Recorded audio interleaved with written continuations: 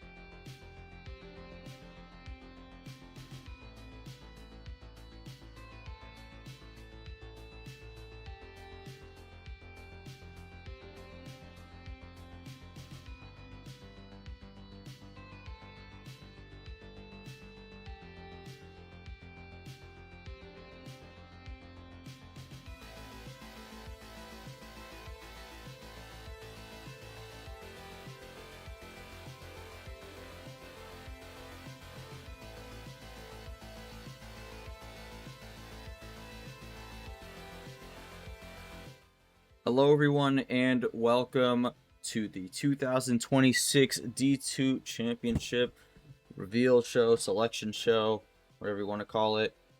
We are here. It has come down to this point in the season where we are heading into the postseason, and it's time to determine our playoff fields. Welcome everyone for tuning in here for the premiere, or if you're watching the video after the fact. Got a great show for you here today. Going to be revealing both the D2 Championship and the LCQ fields. All questions will be answered here tonight, or today, but we'll see how this one goes. But joining me here for our selection show is fellow commission member Yoshi. Yoshi, welcome in. Going to be us two revealing the bracket here today.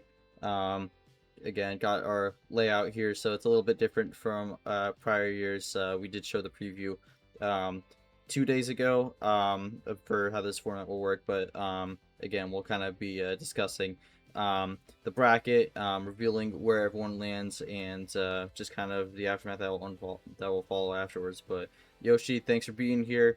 Always great to have you. This is the third selection show we have done for the D2 Championship here.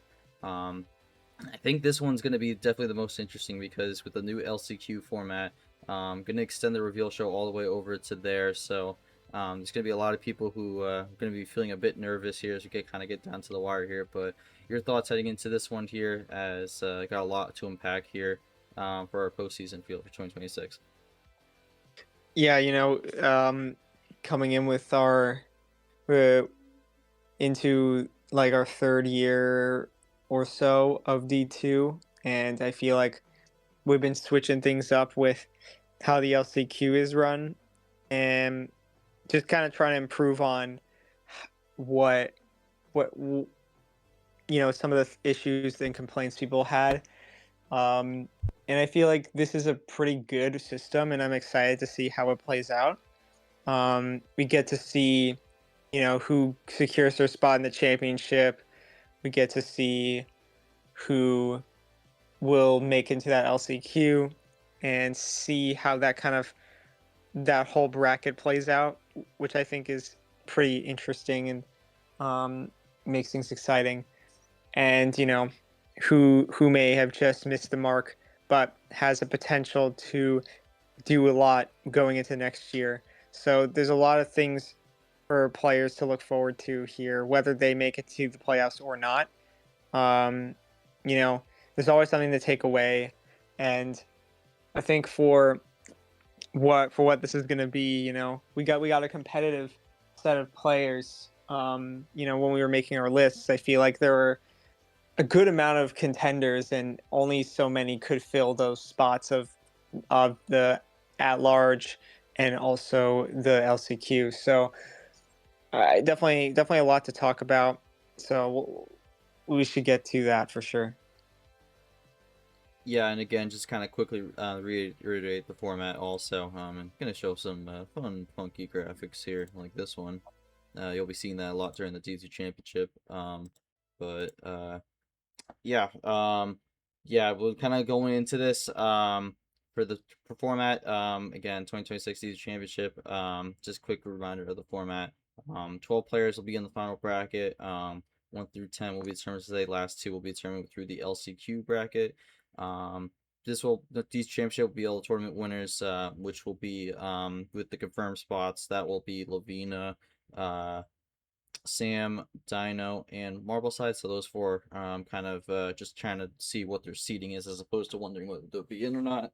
And the remaining at larges, which will be for now six, will be determined by the criteria below, with tournament belt, series wins, head-to-head records, ranked wins, top 25, increase boosters, top 10, consistency and peak run, straight schedule, DQ lost tournament entered, factoring in, and then the average card strength measures through the season, more as a final tiebreaker if needed. I will mention that did pop up during the final rankings, but it was not for any truly pivotal spots. So there wasn't there was not a cutoff spot determined by CSM. So I will mention that, but there were maybe a few wonder spots that maybe someone jumped over another, because there was a bit of a difference there, and that was kind of more of a last tiebreaker if everything was super even. But um again, that's for the D2 Championship. I'm going to quickly show also the LCQ format as well.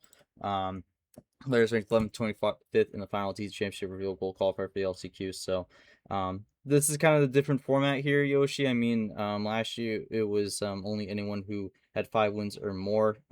This year it's going to be just top 25. So um, we'll see.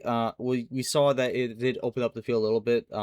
Didn't we had 21 people, I believe, go with 5 wins. So if it was the old format, it would have been, I think, 11 people in the LCQ. But with this format, it's going to be 15. There is the difference though, where the higher seats will get further buys into the bracket here. So 11, 14th get a double buy, 15, 19th get a single buy.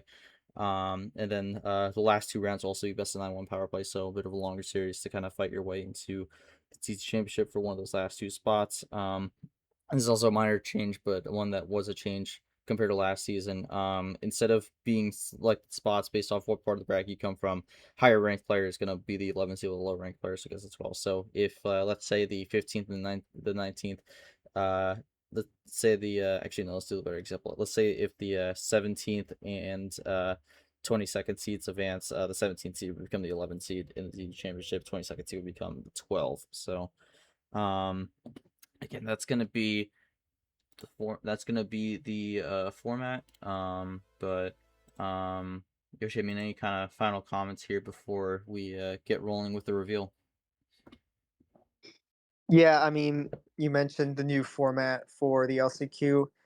I kind of hinted at it when I first talked about the introduction, but I do think this LCQ is probably gonna be my favorite, because I feel like we always have like these group of players who are really close to that top 10 and just miss out the mark, and then they go out in the LCQ and then lose in the first round, and it's just like, well, they did all that work just to barely miss out on the top 10 and then lose immediately. But with this format, they have a better chance at making it, while they still have to put in work to make they still have to put in some work. Just, there's they have a little bit more of an advantage, to where their efforts were not in vain of making, that top, like 11th, 12th, 13, 14. Like, they still have something to look forward to, of like, okay, I got close to the at large. I at least have an advantage going into the LCQ, there's still, you can't make it too easy at the same time. I feel like we have that good middle ground. And then obviously, um, if you're in the last people in, it definitely is going to be a lot harder for you to make the LCQ. But it's a way to prove your worth, given that you're so far behind from some of the other players in this area, to get those extra wins, to really prove yourself, um, that you deserve to be in the championship. And I think that it makes it fair also, because I feel like there are some gaps in the like in this field where some players definitely were very close to top 10 and some players just barely got in because maybe they got that lucky head to head. They got that one good win that puts them in the field, but if they want to make the championship, they got to get some more good wins and this is their opportunity to do that. So, you know, I think while this format could be, a little rough for those players in the back, I think it's a way to give you that confidence, that momentum boost, that confidence boost that you need if you were to make that run. So, but then also the 11 to 14s definitely like feel safer, but they do have to make sure that they don't feel too comfortable. Also, um, that's going to be exciting for sure. And keeping the format of D2 Championship as we have before, I think it's worked out very well in the past. No reason to change it. And yeah, we're going to talk about that first. And I'm very interested to see how the top 10 shakes up here. I mean, there are definitely some contenders. Um, and yeah, as we get down towards the end of the top 10, we'll see who of those ones who weren't already confirmed make it in. All right, well, let's get to it here. We're gonna go to our bracket, and there it is. 2026 DC Championship bracket here. Um, Got to fill out these spots. Currently empty at the moment here, but that will change before the end of the show. So, let's get to it. Starting off with the top here. A lot of discussion about who this number one seed could be, but time to reveal it out. Let's see who is the number one overall seed for the 2026 DZ Championship.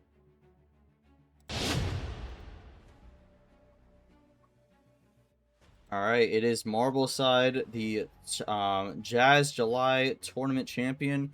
That is actually going to be the second season in a row where the T4 champion ends up being the number one seed for the D2 championship here. Marble with really strong second half of the season here, made it to the finale in Medieval Mayhem, and then won Jazz July over Nightwalker. I will mention this also. All three seasons of the D2 championship, someone who was in the finale ends up being the one seed for the D2 championship. Because 2024 was background, made the finale of tournament 4 there. 2025, of course, was Mihail, and then 2026 ends up being Marble Side here. Yoshi, any kind of quick thoughts here? Marble getting to this point here and locking up the one spot for the postseason.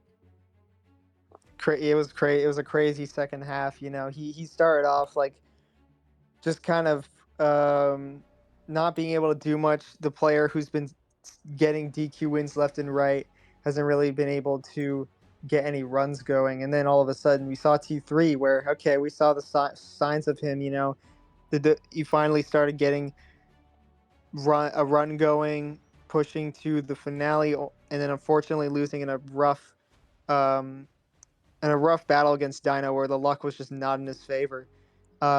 And then at that point, he was already looking pretty good. And I think if he just needed a couple more wins, he would have been fine. But he did more than that to win the whole tournament. So, you can kind of if you've been watching D1, you can kind of take this as similar to like Allen. He has that tournament win and also that finale.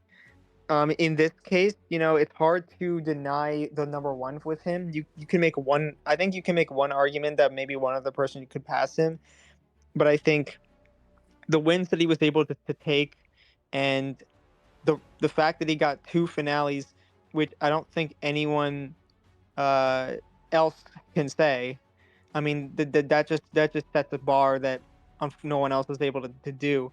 I mean, I think there was one person that was close to that, but even then, it's just such a big statement for Marble here, and I'm excited to see what he does. Because he's looking like the best player right now. And we'll see if he can keep that going here into the championship here. But let's keep it moving here. The number 2 overall seed. We'll see who this ends up being. Marble is at 1. Who is at 2? Alright, so it's going to be Dino, who ends up being the 2 seed here. He ends up being the person who ironically beat Marble in the Medieval Mayhem finale, and it's going to be an interesting discussion point. We'll save the full discussion here of the top four once we reveal them all, but yeah, I mean, Dino, another tournament winner. That's two of the tournament winners already in the top two seedings here. But Dino ends up doing pretty well for their season overall, hits the 10-win barrier, and is now going to be sitting at the 2 seed here for the postseason.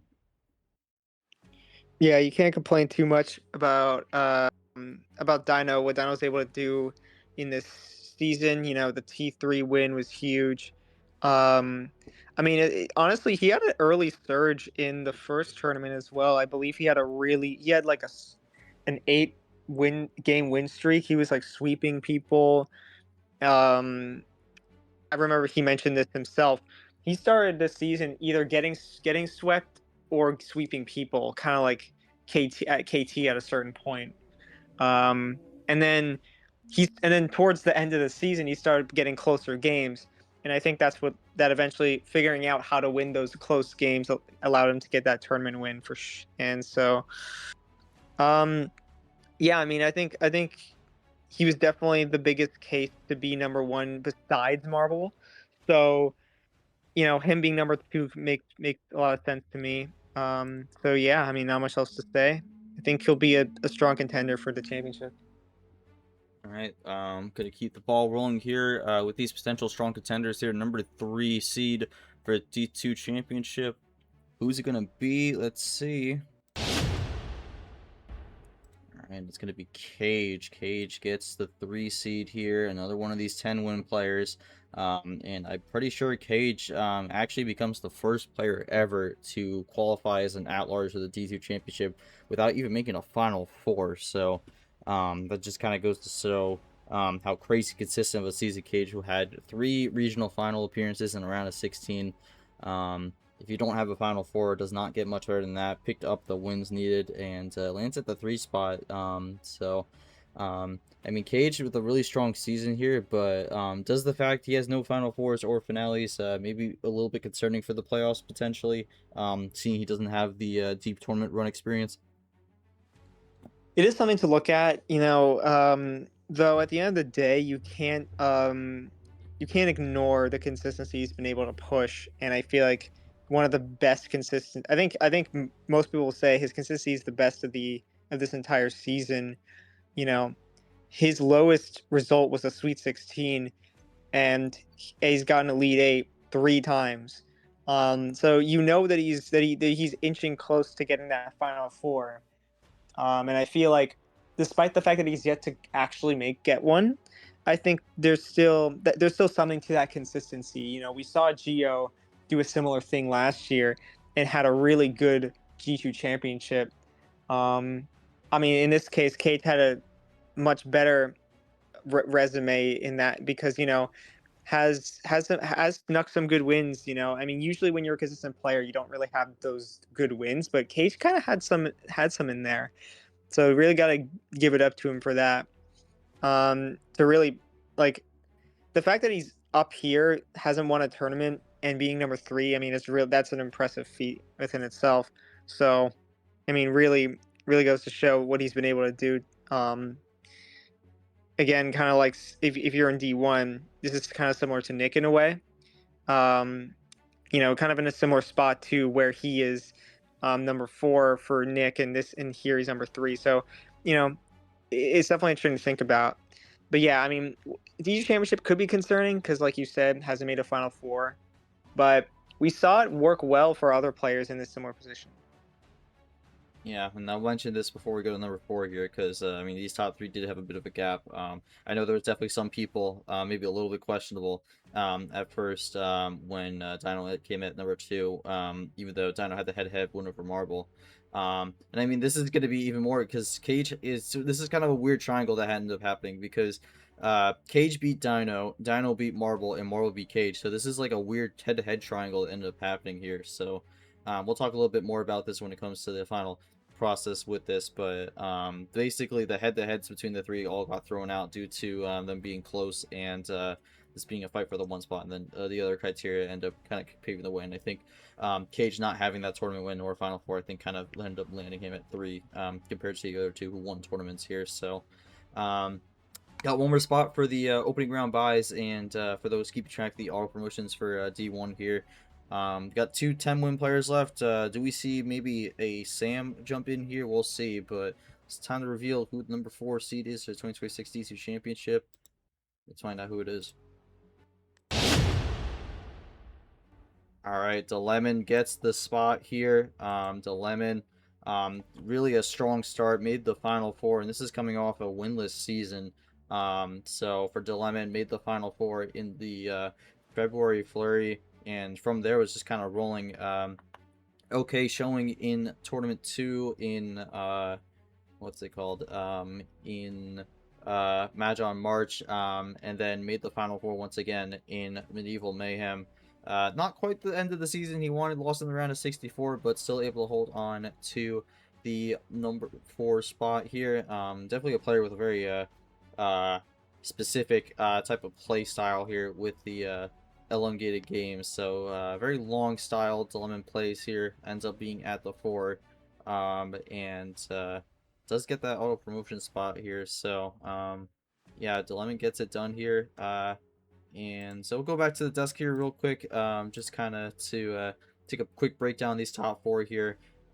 Yoshi, I mean, we'll start with DeLemon on this one here, who ends up being at the 4 spot here.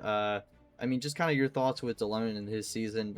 What a really a great turnaround for him overall. As I mean, before this season, he was really just kind of in no man's land, and now turns around to a 10-win season, going to be the number 4 seed for the D2 Championship.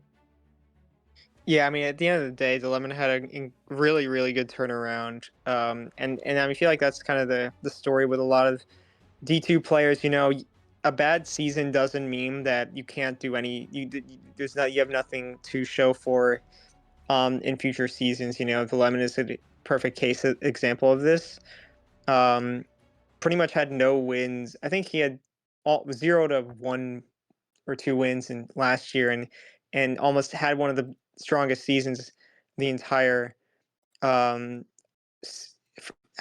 one of the strongest results in the entire season. So definitely there was a case. You know, there are some people who may think he had a case for maybe number 1, but definitely one of the weaker ones out of the 4 in this group. I think DeLemon got what saved him from not being like any lower is I would say his win on Tim, who ended up being considered a top 10 win. And also, you know, the loss to Emmy definitely made things a little difficult for him. And now we had to figure out how can we differentiate. But yeah, I think that holding on to that Tim win, who ended up being a top 10 player from the last rankings, definitely came in clutch in comparing him to maybe some players below him. So it definitely was something we were looking at. And yeah, I mean, again, like 2 Final Fours is really impressive, probably up there with one of the best consistencies. You know, unfortunately that tournament form pretty much destroyed it, but you still gotta give it up for DeLemon because he was pretty much on par with Cage. He was actually in a better position than Cage going into T4, because 2 Final Fours versus 2 Elite Eights. You know, I mean, that's just DeLemon favored. But yeah, I mean, the biggest difference there is that Cage had the Elite Eight again, and DeLemon lost round 1, but holds on to this top 4. I know that was his biggest concern, but glad to see him uh, get there, because you know he definitely wanted to hold on to that and confirm his spot into D1. So good stuff to him there. Yeah, and I mean, we'll kind of go back to, I alluded to this a bit earlier, but we'll also kind of go back to this as well. But the big head-to-head triangle here, Cage, Marble, Dino, I mean, those 3 kind of were the top ones there, but ultimately ends up going Marble, Dino to Lemon, or Marble, Dino, Cage there. So, I mean, just kind of can you want to walk us through kind of the specific process with that there, because there was definitely a discussion on that between those 3, and kind of how we went up with the final ranking between those three, because it was pretty close and they all had a bit of a weird head-to-head dilemma. Yeah, it was tough because when you look at head-to-head triangles like this, you almost feel like they have to be like next to each other. Part of it was, they all had 10 wins, or at least, sorry, they all had at least 10 wins. Marble had 11. I'm excluding DQ wins for the sake of it. Um, Obviously, Marble having the big advantage. Like if you count those CQ wins, he has 13, which is kind of crazy. But I think, yeah, to me, it was between Dino and Marble for number one, only because they had the tournament win and Cage didn't. And I feel like, given the fact that they have a similar amount of wins, having that tournament win is going to help you a lot in this case. I just didn't see enough from Cage to really say that um, he should pass either of them. Though he definitely felt like a good number three because his consistency is just insane, and I don't think any of his losses are even that bad. Whereas, unfortunately for DeLemon, I mean, just real quick to going back to him, his loss to Emmy definitely hurt him because most of these top players didn't really have any bad losses. Actually, Marvel did. You could argue Telna or an Apollo wasn't a great loss, but definitely not the worst out there. Um, and yeah, I mean, I think Dino Marble, it was a tough battle. I do think what helped Marble's case the most was, getting those two finales. Both have kind of similar consistency. I feel like Dino not having a round of 64 exit was compelling, and also the fact that he he has some strong wins on the board. I think the overall quantity from Marble was enough, and it just wouldn't feel right to have a player who made two finales compared to the rest of the field who didn't do that to not be number one. So I definitely, I think I was the biggest proponent of having Dino number one at the time, but looking at the overall, it makes sense as to why Marble ended up taking it. But yeah, Dino number two definitely deserved for him. I think he put a lot of effort in there to push for his spot in number two for sure. Yeah, I mean, again, that whole discussion ended up being a very interesting one to kind of go through here. But again, that kind of ends up being your top four seeds. But um, again, we still got some more. I just need a second here. We still got some more um players to go through here. Um, but should hopefully be um exciting here because we're going to be going through the remaining players. So, um, with that said, let's go back over to the bracket here um, and get things going here for 5 through 10. So, um, all right, so here we go. Can start off with number 5 here. I mean, there's one 10-win player left. We'll see if they end up landing here or if it'll be someone else. I guess the only thing we could do now is find out who it is. Alright, it will be Sky. Sky ends up at 5. That is the last 10-win player. So Sky comes up a little bit short of the top 4 there. But I think for Sky, I think they did mention wanting to be in the D2 Championship. And they have accomplished that. They're going to be the third at-large we hand out of the 6 here. So Sky, another one of the 10-win group. Unfortunately, the lone 10-win player that does not get the opening round bye. But yeah, I mean, Yoshi, thoughts on Sky's season? Definitely a massive breakout for them and huge moment as they qualify for the D2 Championship and D2 postseason outright for the very first time.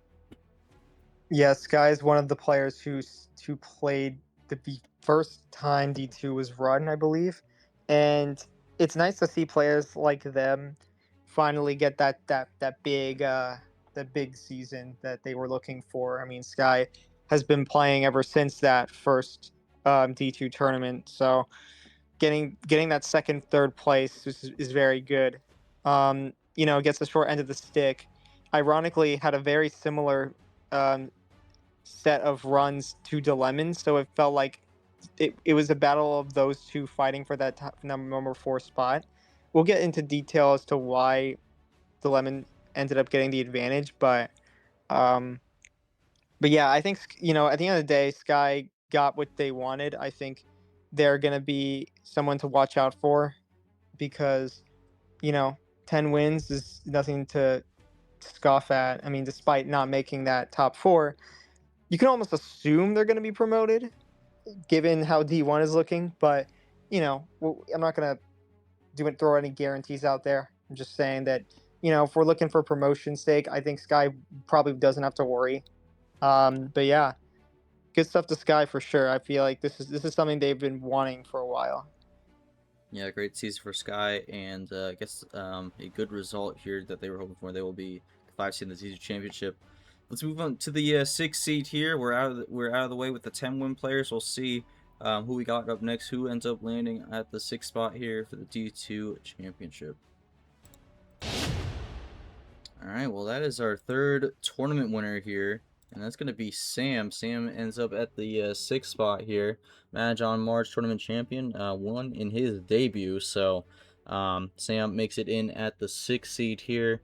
Bit of an interesting season for Sam because after that tournament win, he kind of really didn't do a whole lot the rest of the season. I mean, still has enough there to land at the 6th spot. But I mean, Yoshi, your thoughts on this one? Yeah, Sam. What a crazy start that he had. Unfortunately, he couldn't really get much going after that. But I mean, you still can't deny some of the wins that he got from that run, and it's really allowed him to keep himself in this spot. There's definitely a potential for him to go a lot lower, but I think some of the wins that he held on to were really useful in the long run. So that was kind of the big thing.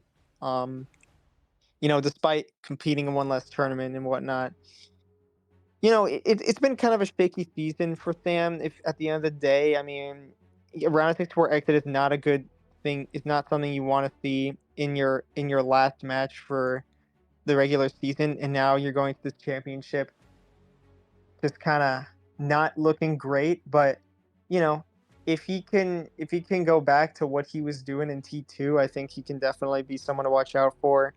Though I'm not, he's kind of all over the place, so it's hard to really say what's going to happen with him. He could make it all the way, or he could just fall short and lose the first two, the lose early. So we'll have to watch out for that. But I think Sam is definitely a wild card to me. All right, well, Sam lands at 6 here. I don't think there's really been any surprises so far here, but we're kind of running out of spots here. Let's keep it moving here. Number 7, who ends up taking this spot here? Let's find out.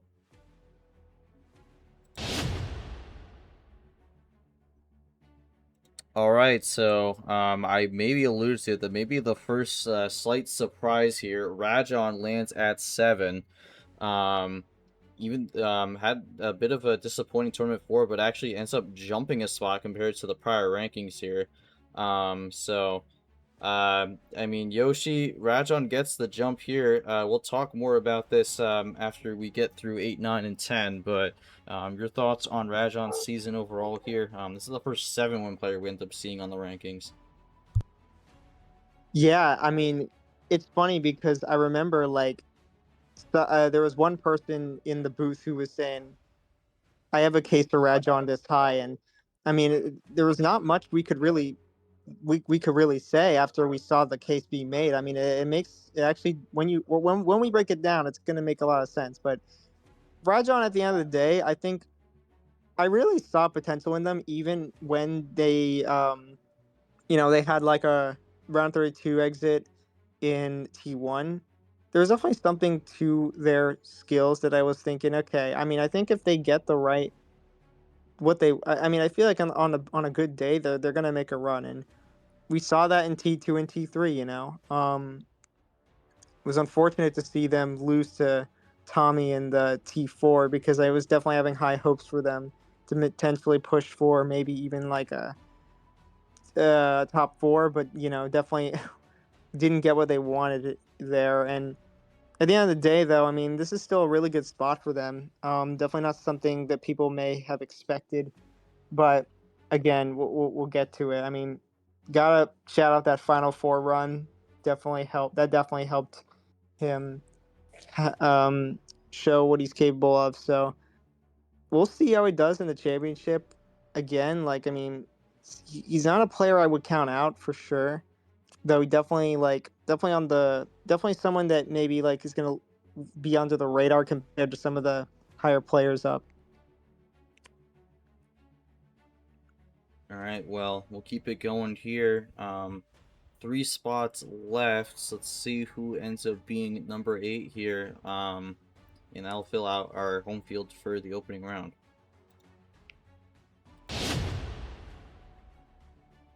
All right, so Syntax shows up at number 8 here. I think there was definitely a lot of people who were thinking it'd be Syntax 7, Rajon 8, and again, we'll discuss that more once we have 9 and 10 revealed. But Syntax, kind of a similar story to Sam here. They both came in at the same time. They were the finale for Magi March. Syntax ultimately coming out on the losing end of that, but yeah, Syntax gets the 8 wins and kind of similar to Sam. Didn't ultimately do a ton after that finale run. 2 round of 32s there with win over May and Salt after that. But yeah, Yoshi, kind of your thoughts on Syntax? I think it's kind of a similar story to Sam, just without the tournament win. Yeah, I mean, and while doesn't sound like a big thing, it is one of the highest criterias we have. So at the end of the day, it is something that does, in comparison to Sam, hurt him a little, quite a bit. I would say, there were a couple things that pushed him a little low. I mean, I think at the end of the day, I think the players he lost to overall were actually like all pretty good losses. So really can't fault Syntax. I mean that, and it's just unfortunate that you know maybe they were expecting to be a little higher, ends up getting pushed down despite having one extra. Despite doing better than Rajon in T4 by by the fact that they made it round 32, Rajon lost round 64. But again, definitely we'll look into it. At the end of the day, Syntax I feel like deserves this top 10. Definitely a lot of crazy stuff with them, similar to Sam. That one big tournament run couldn't really get much going after, but their wins, the quantity of wins that they got held up. I mean, it would have taken like a disaster for them not to make it here in going into T4, and thankfully that didn't happen. So yeah, I mean, good job to him. I think he'll be someone to look into, someone who could make a surprise run in the championship. We'll have to see. All right, well, we got 8 revealed. There's 2 spots left, but there's still a tournament winner on the board here. So there's one at-large spot left. And I know the discussion for who ends up being the last at-large has been between a few different people. So, I mean, there's definitely going to be some tension there. But we'll see if number 9 ends up being that last player we're looking for here, or if will be our last remaining tournament winner. So let's find out now who ends up being number 9, and will face Syntax Error in the opening round.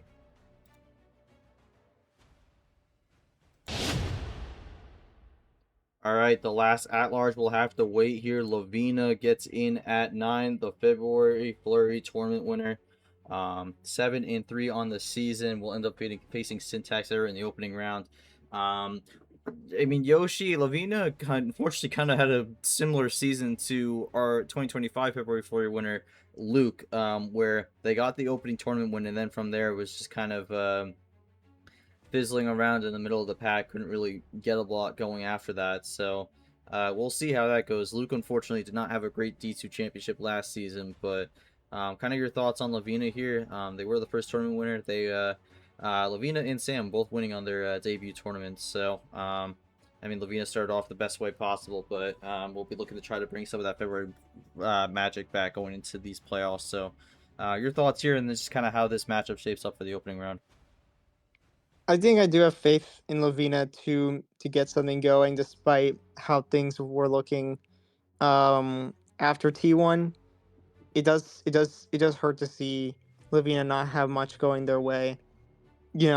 But you can't deny some of the wins that they got in that February Flurry run, which is very impressive. Um, yeah, just it's unfortunate, because obviously what hurt Lavina the most was losing those two round of 64 losses and really like looking bad on their resume.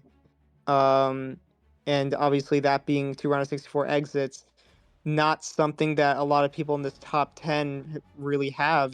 They only have one at most. Lavina having two definitely hurts, despite the tournament wins. So, I think it's something where Lavina can definitely bounce back. It wouldn't shock me if they do. Syntax and Lavina going to play each other, which I don't think has happened. So I don't think it's going to be a rematch. And I think it'll be a good one because both players kind of had similar cases where they got that one big run when they needed it, and it kept them in the championship. But now they gotta fight each other to move on and play marble. So I think I think there's a lot to play for these two. I could see that match being a very exciting one as an opener. You know, I think I think it'll be very competitive for sure. I don't really know who I would have favored to win that, to be honest. It seems like a very even matchup. So I look forward to that. Yeah, not first time matchup in MRE, but they actually played recently in the Myths tournament here. Lavina ended up winning that one 4-2. So, um, Uh, not the first time matchup ever for Uno, but first time in MRE. But we'll see how that goes. Winner of that will face Marble side in the quarterfinals on the winner's side of the bracket. But one spot left. It's gonna go to an at-large here. Few people in contention for this one. It all comes down to this last spot into the D2 championship for the at-large here. Last 11 and 12 will be the LCQ players, but it's time to show who is the final player in the 2026 D2 championship as an at-large. It is going to be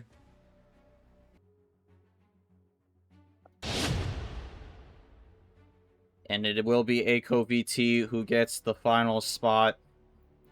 Comes in at the 10 line, will get the edge here, and will face Rajon in the opening round of the 2026 D2 Championship. Aiko gets the last spot here. Yoshi, we'll kind of go with the discussion here for 5 through 10, but just kind of to open this one up, your thoughts on Aiko's season here, and barely going to squeeze in here to face Rajon in the opening round, but has his spot secured.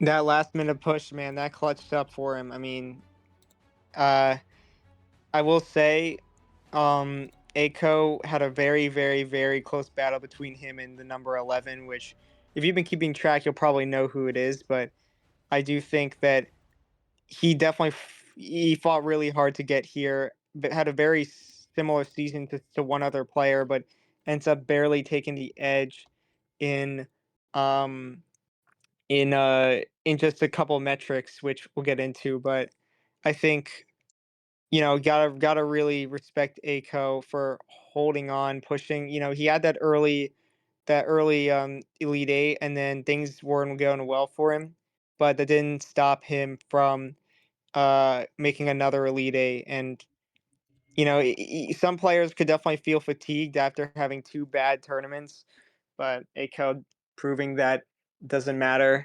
He knows he can make another push if he finds the opportunity, and he did.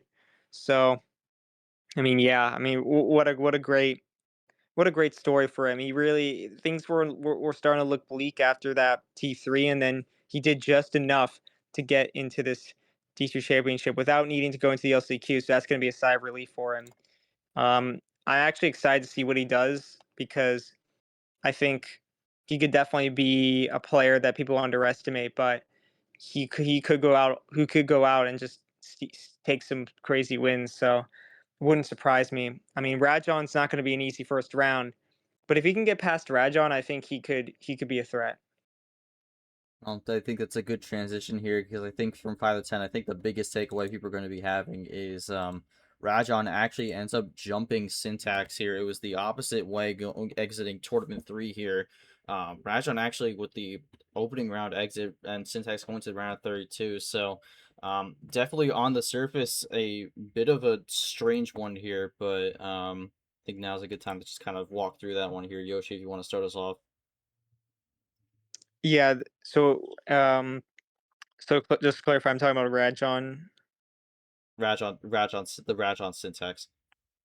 Yeah, yeah. Okay, cool. Yeah.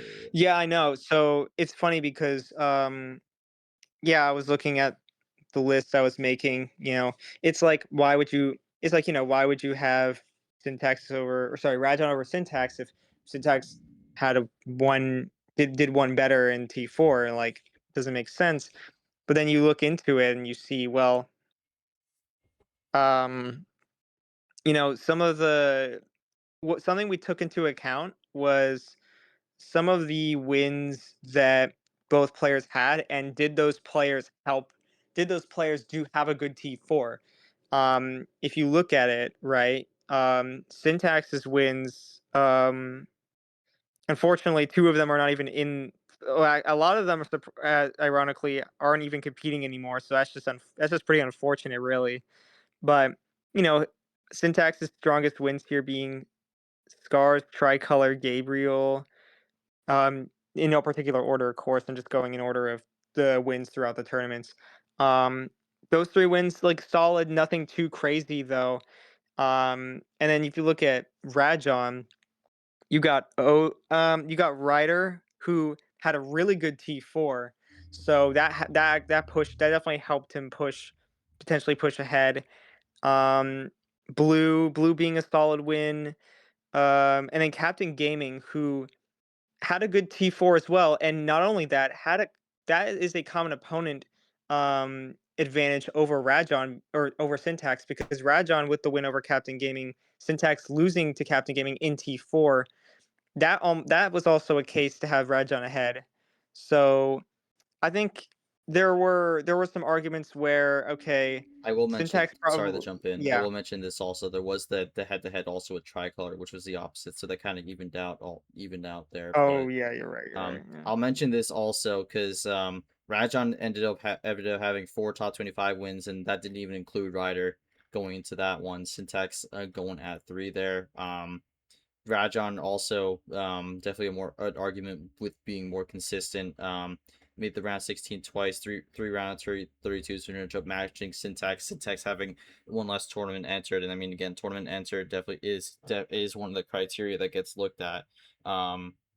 And then this was actually another case also where the CSM was looked into also, and Rajon had the advantage there as well. So that ended up helping him a little bit there. I will mention this also. Both players do not have a top 10 win, which is kind of interesting. Uh, but yeah, just wanted to quickly add that in there as well. Strength of schedules were pretty similar as well, but Rajon also had a tiny edge there as well.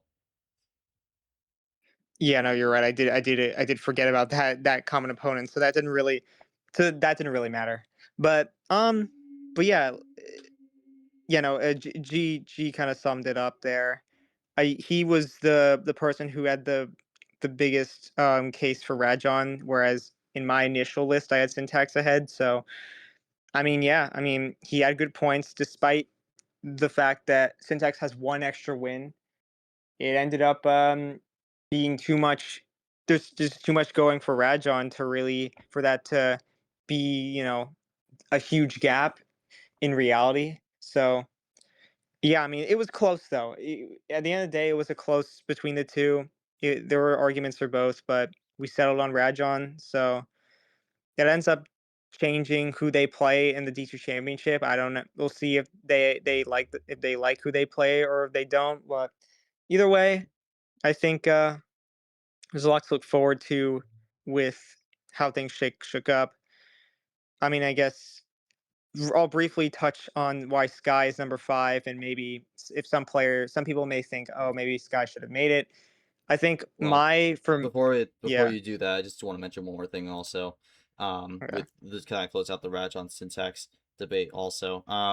This is something that may pop up later as well, but there's also something to consider with the difference of someone having a play-in versus not having a play-in. Syntax had that play-in in tournament two, which was able to give him that extra win there. Rajan never had a play-in to begin with, so I mean that's not something that's necessarily a huge consideration, but it is something to kind of keep note of. It's also another reason I threw that in there when we were making the public cheat sheet resumes for everyone to look through. Because I do think that is an important note because getting that extra play and win against someone who never really had that chance to have that extra play and win definitely could factor into some things. And I think in this Mhm. case, Syntax having that extra win on paper with the extra series win would make it think where Syntax maybe has a bit of extra on the series wins, but Raja never ultimately had that opportunity to get that additional win in the play in. So that's something that kind of factors in. I know that's technically not something that's discreetly listed in terms of the criteria, but it is something that would also, since that's more of just a fairness thing when it comes down to it. But it may pop up later at some points. But kind of going back to the discussion with Sky Yoshi, sorry to cut you off, but just want to quickly mention that to just kind of close that one out there. Just kind of the full summary on Mhm. there. And I know there's definitely going to be people who may not fully agree with it, but that's kind of ultimately how we came to that consensus there. So let's move on to Yeah. Sky here for your thoughts with that, with Sky being five. Yeah, so honestly, there was definitely more discussion with it. What I had written down at the time that I had it, Sky being number 5 mainly because he didn't have a top 10 win, whereas everyone else in the top 4 had at least one, at least going into after the T3 reveal. I mean, obviously, Aiko now is a top 10 player, but that doesn't really matter because we don't know. Like at the we didn't we wouldn't have known that by the time like we don't factor that in at the end of the day. So and then obviously Aiko being his best win, and then I mean, I'm looking through it. I mean, unfortunately, a lot of his wins didn't really help him very much. I mean, there's Marcus and Maz who like did pretty well in T4 as well, um, but it's still like not an too much from Sky in terms of the wins that he got. Um, so it was kind of unfortunate there, and I feel like that was for me the biggest reason why he wasn't in the top 4. There's probably other reasons uh, that G can go into, but I think unfortunately for Sky, just the wins didn't work out in their favor. But I mean, obviously, there was still something there to ensure that they were not going to be like below Sam. They were still going to be top 5, but yeah, just for the sake of not getting a secured promotion spot, that ended up mattering. Yeah, I mean, I think the thing for Sky that kind of didn't help them was, I mean, they had two top 25 wins compared to Dilemma's four. Um, I mean, I mean, Marcus was also in the batch there as well, so I mean, you could maybe consider throwing in that in there, but that would still only be three, which would still be one less. Worst strength of schedule, the 10 win players as well, 0.51 for Sky, 0.532 for Dilemma, which is it's a small difference, but it's still it's big enough difference where that does matter. Um, and I mean, even if you kind of want to bring it Dilemma did have lower CSM. That wasn't factored into this one, but Dilemma did have the lower CSM as well. So, kind of would have gotten the tiebreaker there if it was like that neck and neck. Yeah, I think I think for Sky, I think the wins kind of just weren't really there to kind of get the push over to Lemon, unfortunately. Still a great run in Tournament 4 to really have that clutch run to the end, but I don't know, it just kind of didn't come there. Dilemma did have that one bad loss against Emmy, but other than that, I all of Dilemma's wins were better or equal to Sky's, that being Dino, Lavina, Gabriel for Dilemma, and then Sky's losses Devin, Nightwalker, Blue, and Bree. So Dilemma kind of with a slight edge there, but um, just kind of getting the jump on that one there is kind of how that goes. But in the end, gonna be gonna ultimately be Dilemma getting the edge there. let's talk about one more player. Let's talk about one more player here before we kind of go into the LCQ here, and I'm gonna go to Lavina. So, I mean, Lavina the lowest tournament winner of the four. I mean, again, not really a great um middle to end of the season. Wasn't really able to get much going overall, and I mentioned it before, but kind of a similar um result to how Luke's rest of the season went, but I mean, you look at Lavina, round 32 in Magi March, and then two back-to-back round of 64 exits. So it's not really been a great stretch for Lavina, all things considered. But again, they do have that tournament win. They do have enough to actually jump ACO as well. More on that being more on the basis of having the more top 10 wins, having two top or having more top 25 wins and two top 10 wins as well, and then as well as the tournament victory, of course, which does factor in as well. But yeah, I mean, Yoshi, kind of any thoughts with Lavina here? I mean, again, not a great stretch they're on, but they still land at 9, and I mean, it is the postseason. Everything kind of resets here, so maybe we could see more of a spark here for Lavina in the D2 Championship when we get there in September. Yeah, I found it a little hard to rank them because, it's so okay, I guess it's kind of like a Sam where they got the one big run and then I don't know, didn't really get much going after that. So the only I guess in a way, Sam ironically had more wins than Lavina, so obviously that was one big reason why Lavina was lower. The fact that Lavina had two round 64 exits, those two that they lost to didn't really do much either, which was unfortunate. I mean, Odd did a little bit, but Steven unfortunately didn't really get much going. Um, Lavina does have a Lemon win, which is pretty good. Um, and then Devin also mm, solid as well. Even Shaddix, you could say, is pretty good as too. Um, but yeah, it's just the lack of consistency really is the killer, I think. I mean, the losses don't help. Um, and then yeah, just not having the same amount of wins um that some other players have. I mean, having equal wins with Rajon, but I mean Rajon, like we said, there's a lot more going for them to be ahead of Syntax, and then Lavina couldn't.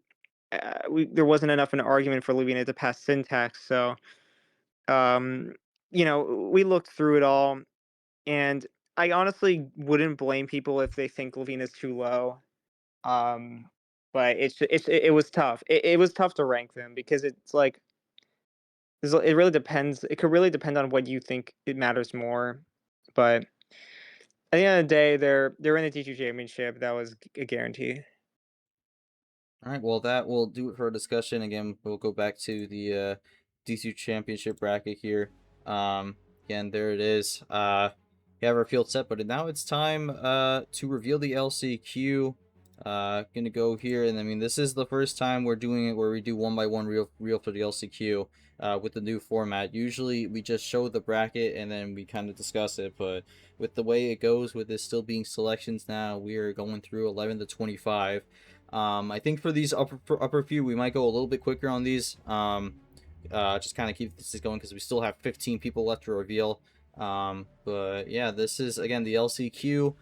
Top four will get a double bye, so they'll have to play 2 matches to get into the D2 Championship. And then 15 through 19 will have the single bye with 18 and 19 playing in the opening round or the quarterfinals, not the opening round, the quarterfinals. And then 20 to 25th will have to go through the gauntlet, winning 4 matches to make it to the D2 Championship. Going to be a long road for them, but the most important thing for them is they're going to be having a shot, and a lot of those people in that group are going to be the ones hoping they see their name there and they can have a shot to compete for the D2 Championship here. But let's get to it, starting with number 11 here. I think there's going to be a lot of people who figure who ends up being this one here, but let's see who number 11 ends up being. Yep, and it is going to be Captain Gaming here. Little bit unfortunate for Captain Gaming, ends up being the 171 player, not in the D2 Championship, but I do think he will have a bit more of an advantage with the LCQ format being a bit different. This time has a double bye, will only have to win 2 games to make it into the outright field. Yeah, I mean, again, just kind of Yoshi, quick thoughts here with Captain Gaming, kind of going back to the Aiko discussion, kind of the big key difference makers for Aiko getting in over Captain Gaming and Captain Gaming kind of landing at 11. Yeah, I think um yeah, no, this was it, I think this was a big decision for us between these two, who's going to make it to the top 10, who's going to fall short. I think there was yeah, I mean out of the people who had a list, we had some people saying Aka, some people saying Captain Gaming, so we had to figure out who comes out on top there. Um yeah, I mean, at the end of the day, these two were really close. Ironically, they had the same stats in terms of tournament runs. Both have two Elite Eights, one round of 32, one round of 64. So off that, you already knew that it was going to be a difficult decision. I mean, it definitely sucks for Captain Gaming to be here. I feel like um, it was just not enough. I mean, he had a similar one, literally the same run that Aiko had. And maybe if he got one more win, he may have pushed himself further. But it's unfortunate that he gets this spot. But I think with the help of the LCQ format making things a little bit easier, I think that he won't be as too upset. He at least has a better chance of making the championship than some other players. Um, you know, just I'll briefly touch this. The one thing, my biggest reason for Aiko to be ahead was, having that extra top 25 win in Aiko's favor was the biggest factor for me. There's definitely a lot more we had to look into, but yeah, I mean, yeah, Captain Gaming, man. I still think he's a really strong player. He's a player that you never really know what to expect, but he always finds those runs. He did it last year, and he's found a way to push himself in the LCQ this year. So we'll see what he can do. Yeah, I mean, I wouldn't be surprised if Captain Gaming kind of goes into this with a point to prove and runs it through it and gets the win. Technically speaking, of everyone in this bracket, Captain Gaming is the only one who for sure knows who he would play if he makes it out of the LCQ. That would be Sam. So would play Sam if he makes it out. So we'll see if he can. I think he definitely would be one of the favorites to make it through on this one, but we'll see how this goes. But we'll kind of keep this going here. I think for these players, it's kind of just going in. I think it's a lot of these players expecting to be in, but just kind of where they end up landing. So going to number 12 here, we'll see who it ends up being. Going to be Gabriel. Gabriel lands in at number 12 here. So first 6-win player coming up into the rankings. Yeah, I mean, Gabriel, I mean, a solid season, made the Final Four match on Mars before a very rough ending against Syntax Error.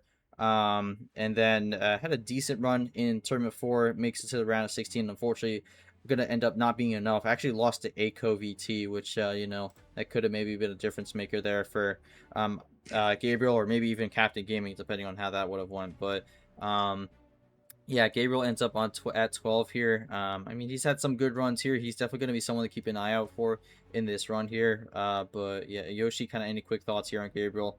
Debuted last season, I think, at the last tournament. Didn't really have a great showing there, but has really kind of turned it around in his first full season to make it to the LCQ.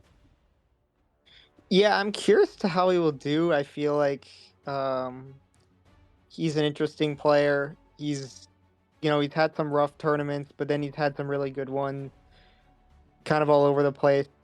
Don't know what to. Yeah, like I said, I don't know what to expect. I think he could push for that LC or that championship, but I don't know. He's definitely on the wrong day. He could just struggle. So it's one of those players where I would watch out for, but if things go wrong, it may be difficult for him to really make a comeback. So I'm not sure. I mean, I believe he can do something, but he'll have to prove it for sure. I'm going to keep it going here with 13. So again, if Gabriel wins and this person wins, they'll play in the second final of the LCQ here. So let's see who it is at number 13. It's going to be our Tournament 1 finalist, Devin. So Devin lands at 13. Bit of an unfortunate drop off for him. He was actually inside the top 10 going into the final tournament, but a really, really rough opening round exit. And the fact that outside of the February flurry, he really didn't do anything. That's going to hurt him a little bit. Still a really crazy strength of schedule. 0.638 there, and I mean having that finale run, that's going to be enough to get into the LCQ, but didn't quite have the stuff on the resume to make it to the D2 championship.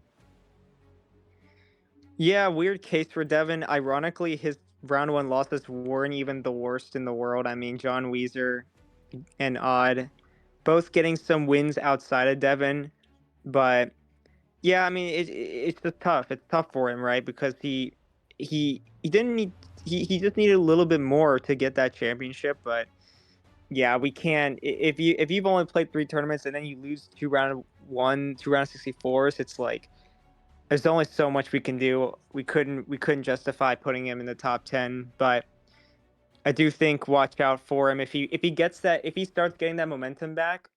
He's going to be a very scary player.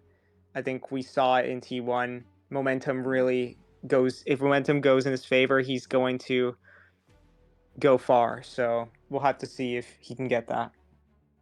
Yeah, I think the biggest thing also that ironically saves Devin from a further slide is he has some crazy wins. He has a win over Cage, he has a win over Sky, has the win over Scars as well, which is gonna probably likely be a top 20. Was a top 25 going into tournament 3. Would likely probably will stay that way. Maybe I don't know. We'll see. I mean, he did have that play in also, but in this case, I mean, with kind of the how absurd it ended up being and I mean, that play-in was against Carter. That was Carter's only match this entire season. So, I mean, it didn't really affect too much. It's just kind of added an extra number on the series. But, I mean, the crazy wins Devin has, I mean, the absurd strength of schedule. I mean, technically he had one top 25 win going into tournament 3, but I mean, we see that 2 top 25 wins kind of exiting it. I mean, it's kind of hard to kind of gauge that. Also, when you kind of have, like, the people who kind of have the jump. It's really only of an inclusive thing if it's like a pretty agreeable surefire thing that they're like well into the top 25 or even top 10 for it to be something that kind of gets manually considered. But um yeah, I mean Devin, I think those metrics are really saving him because I think if Devin had a run of players who didn't really do very well this season through to make it to that finale, I honestly think he would have been way lower on this list here. So able to hold on. Due to how good that run ended up being. But gonna need to find something here in the LCQ if he wants to make it to the T2 Championship. But all right, one last double bye left. We'll see who ends up being here. One more to go. Who ends up being at 14? Tim gets the spot here. Tim, another one of these players who unfortunately fell out of the top 10 here, but will still be in the 14th spot. We'll hold on to that double bye, the last double bye of the group here. A lot of 6-win players are coming up in this group, so ends up getting the edge over the 6-win players. Tim had a lot of huge wins throughout the season, which kind of helps him get to this spot here. But again, just kind of not really enough on the resume to kind of make the jump into the D2 Championship, and a bit of a disappointing end in Tournament 4 in the round 32, losing to once again, we've heard this before, Aiko VT. Yeah, Aiko getting a lot of crucial wins with these higher up players in the LCQ to barely sneak his way into the D2 Championship. But yeah, any quick thoughts here on Tim? We'll go back to the selection desk on this one here. But just kind of your thoughts with Tim here as lands at 14, last of the double buys for the LCQ. Yeah, I was definitely a big advocate for Tim, mainly with the help of a Lavina win, a syntax win early on. That was mainly that was really good for putting him in the top 10 from well being number 10 going into T4.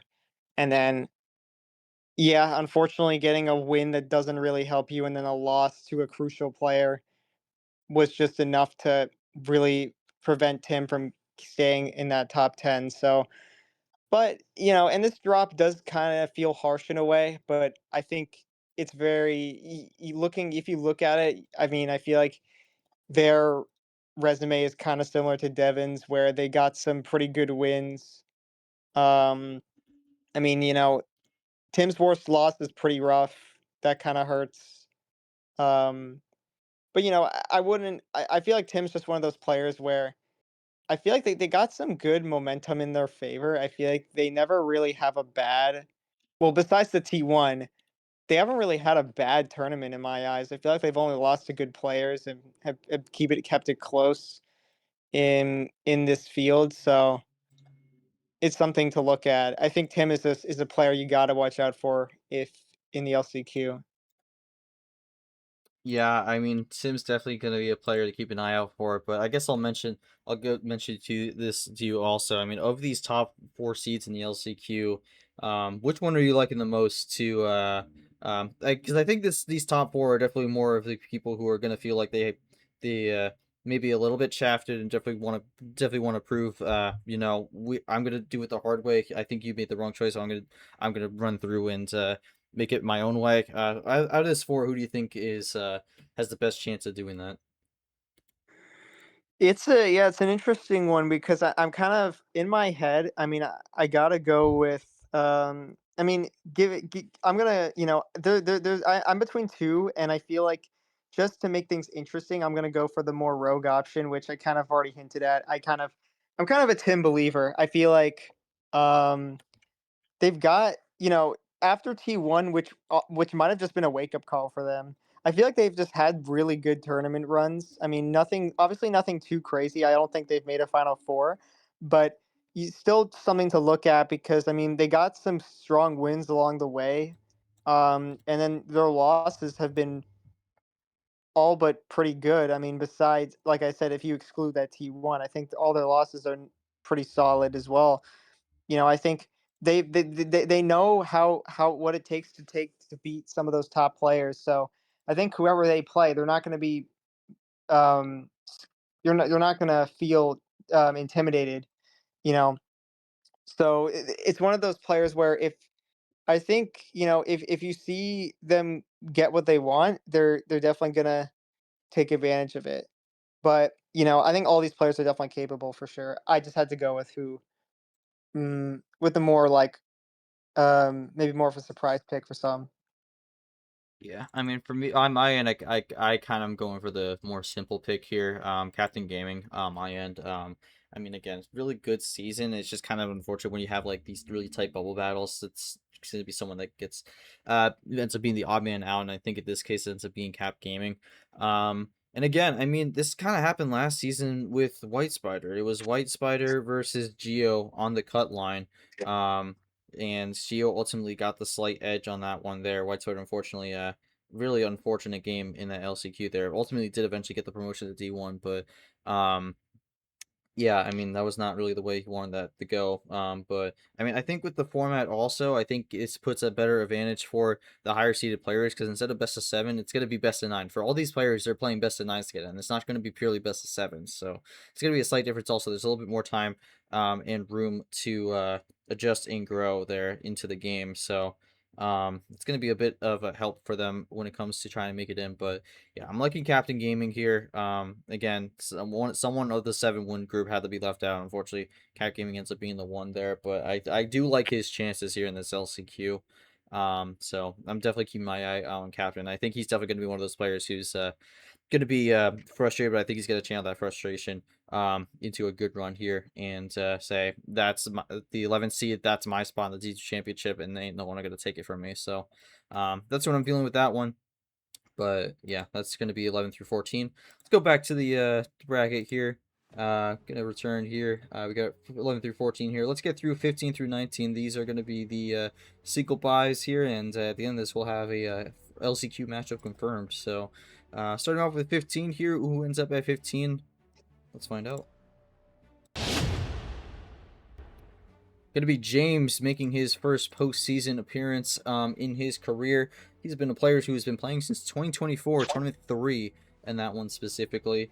Good season for James. Was actually pretty close with Gabriel in the rankings for most of the season, but ultimately falls off a bit and ends up at 15. Just missed out on the double bye, but we'll still have that single bye.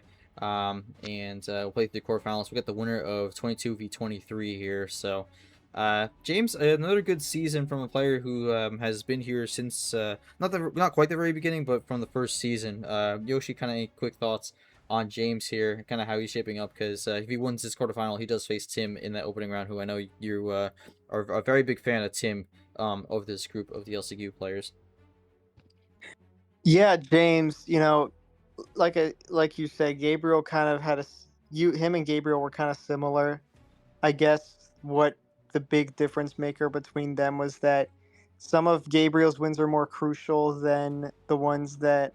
Or yeah, I'm looking at it now. Gabriel's wins were a lot better than James's, and unfortunately, his best win being Captain Gaming, but not really hitting the mark and getting to the point where James could pass Captain Gaming. So too much of a gap there. And then, you know, overall the losses are actually quite good, but with maybe one exception. But it's something to look at. I feel like James is one of those players where, again, it's hard to figure out what kind of run they're gonna have. I feel like um, they have an interesting play style that I'm looking forward to, especially if they end up playing against him. I think that would be a very exciting match between those two. But obviously, with one less bye, gonna have to push a little harder if he wants to get to that point. So yeah, I think James could do something, but definitely more on the more like I'm like less confident in it compared to the people above him. Yeah, if you can't tell, Yoshi is very preferable on James here, on Tim here. So, yeah, that Tim James matchup, I think we know who Yoshi's going to be picking on that. But, gonna keep it going here. Let's go with number 16, and I think this is where it starts getting interesting. I think there was a lot of differentiation on who ends up landing here. So, for number 16, let's find out who it is.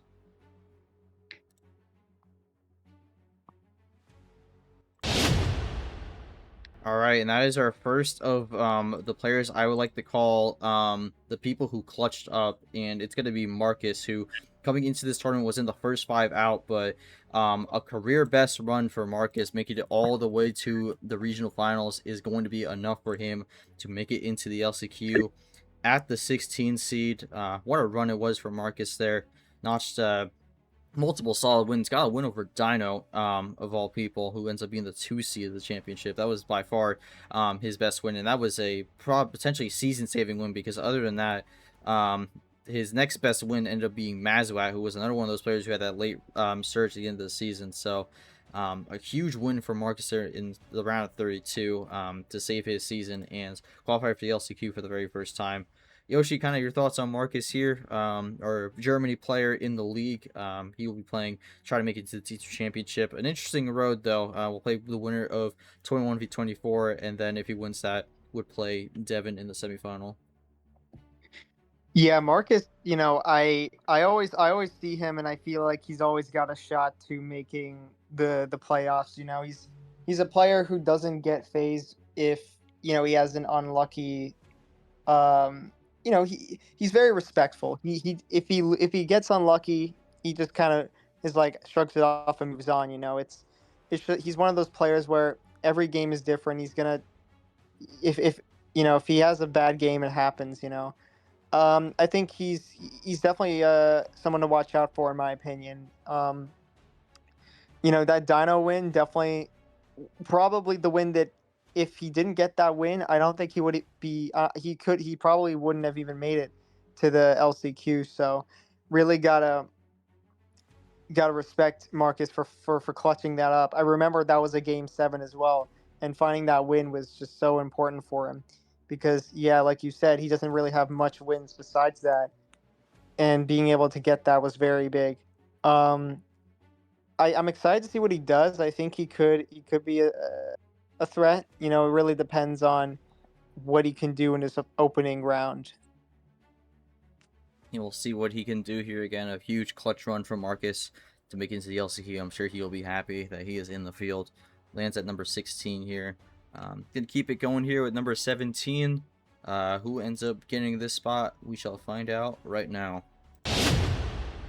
And we're going to keep the ball rolling with the people who end up clutching up here. And it's going to be Nightwalker, who made it all the way to the finale, man. Yoshi, what a change up in this bracket it would have been if Nightwalker won that finale there. Unfortunately, could not make magic happen twice, but was able to do enough to make it into the LCQ. Wasn't even in the picture coming into this tournament, but tournament 4 seems to be his magical tournament, and was able to get a good run going and ends up landing at the 17th seed for the LCQ. Yeah, I mean, this is kind of crazy to think about. Like Knight almost repeating what he did to get promoted into D1, and now is back in D2. Maybe looking to make another push. It'll be interesting. I mean, it would have been insane if he got that tournament win, because he did, for him to replicate something like that is something that most people couldn't even dream of. And at the end of the day, I mean, Knight pushed really hard, and he got, I think the wins started coming in when he got to the Elite Eight. He got a win on ACO, got a win on Sky. Those are two pretty good wins at the end of the day. And, you really can't ignore that, despite, it's kind of similar to, this is kind of a similar showcase to with like Devin in a way, because had a finale, and then besides the finale didn't really get much going. So, but obviously the fact that it was only just this kind of push, and maybe those wins weren't as good as Devin's. I mean, yeah, overall, the, you could compare those two, but I think Knight didn't have as much going for him. Um, but yeah, I mean, it's still really good showing. I mean, after that finale, you almost knew he was going to be in the LCQ. I think this is a fair spot for him because, again, kind of a wild card. I don't know if he's gonna get the run that he needs to make the championship, but at the same time, we can't be surprised if he does, because we've seen it before. Well, I will mention this. Knight is the first player, I believe, to make the D2 postseason with having D1 experience before. Could he be the first person ever to get promoted twice? We shall find out. We'll have to make it through the LCQ if he wants us to have a shot at that. But gonna keep it going here. Number 18 here, last of the home fields for the quarterfinals. Let's see who it ends up being. And we are just keeping the clutch train going here. Ryder is at 18, another player who had a remarkable tournament 4 to make his way into the LCQ. Yoshi, I mean, Ryder was nowhere all season, and then tournament 4 found the magic and ran with it as far as he could. End up making it all the way to the final 4, where ultimately would come up short against Marlside. Lost in a sweep there, so it was not quite the ending he wanted. But again, beat Captain Gaming 5-4 in the regional final. That was a great match. And then made it to the final 4 here for a career by far a career best. And this is Ryder's first season, so I mean, coming into tournament 4, he actually only had 1 win, and gets 5 there. In tournament 4, including the additional what's it called? Had the additional play-in win there, which maybe hurt him a little bit, but I mean, again, what a run from Ryder, all things considered, and he lands at 18. Just Yoshi, your thoughts here on Ryder going into this one, and if Ryder does win this opening round, we would get a rematch of that regional final match that we saw in tournament 4. Oh yeah, that'll be definitely interesting. Though, what I will say about Ryder, I mean, maybe even more of a surprise than Nightwalker, because Ryder has, Ryder just kind of was like, well, he hasn't had experience making a run like this, while Nightwalker at least did all the way back in like 2 years ago. And right, I mean, I don't know. It's hard to talk about Ryder, because it's like all you can say is, I mean, what a run that he had. He, at the end of the day, like, he got some good wins in there. I mean, James and Captain Gaming. In my list, I had Ryder ahead of James because of head to head. But I mean, looking back into it, with the fact that the play-in win created a gap probably create a gap for him.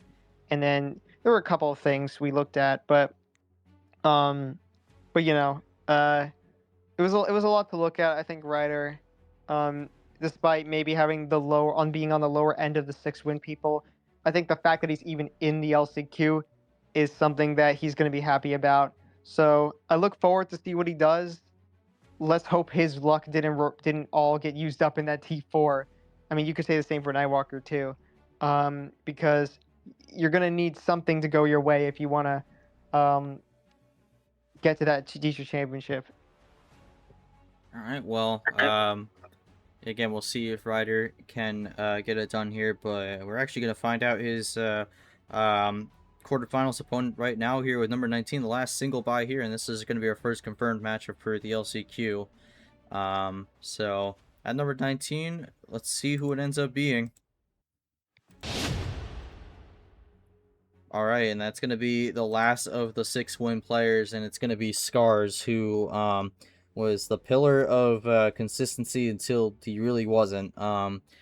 Bit of a interesting season for Scars, all things considered. Ends up landing at the 19th spot here. And I think for Scars, I mean, definitely an improvement from last season, and he is going to make the LCQ, which again, step up from last season, but maybe a little bit of a disappointing ending of the season. I mean, he was looking to run around a 16 chain potentially, and then last 2 tournaments into going out in the round of 32, both in 3-4 losses here. So Scars had a lot of close games all season, and ultimately the wins did not really line up for him either. There, his best win is 5-4 rune, so that kind of doesn't really stack up, unfortunately.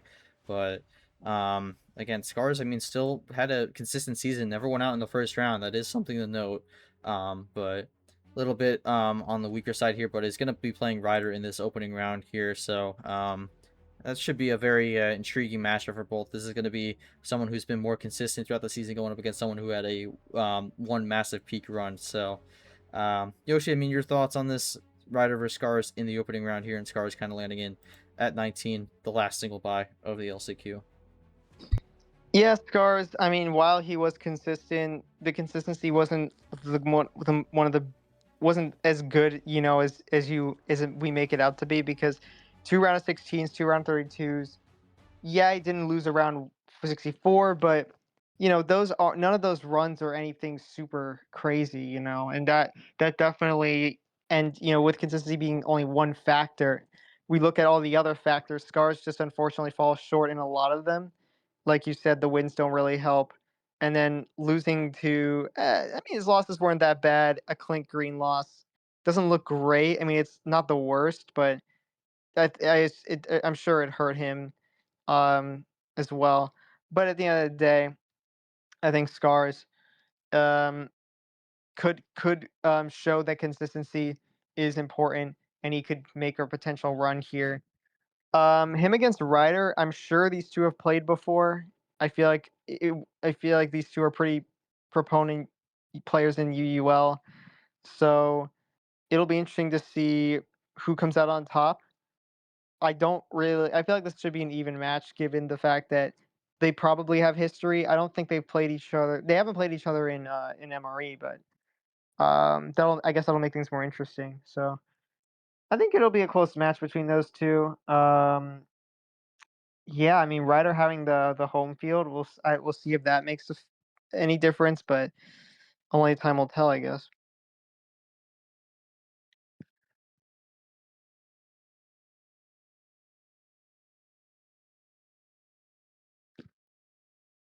You muted.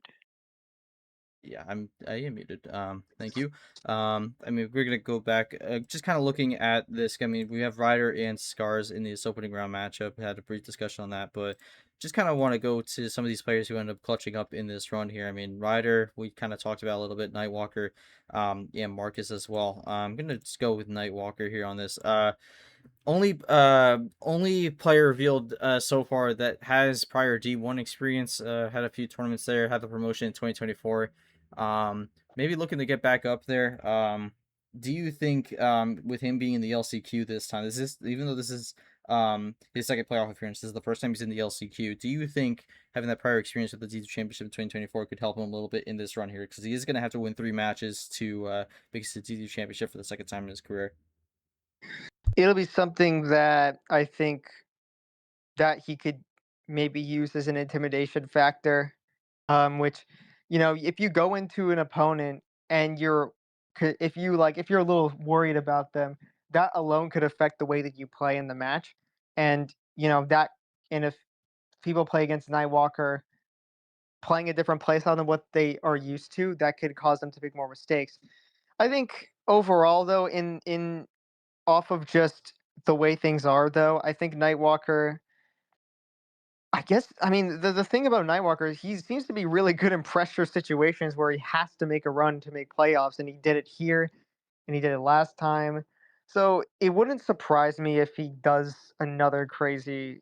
To me, it would be crazy if he does it because I mean, just how many times are you gonna get away with in a pressure scenario pulling off the wins that you need? Like, I don't know how long that's gonna last, but I mean, Nightwalker. If there's anyone that can do it, it is him. So we'll have to see. I don't know how to feel about it. I feel like Knight could easily just lose, and it would just be like, well, there goes that. But Nightwalker definitely a scary opponent. I think experience is gonna help him mainly in the pressure scenarios because he's in a pressure scenario right now.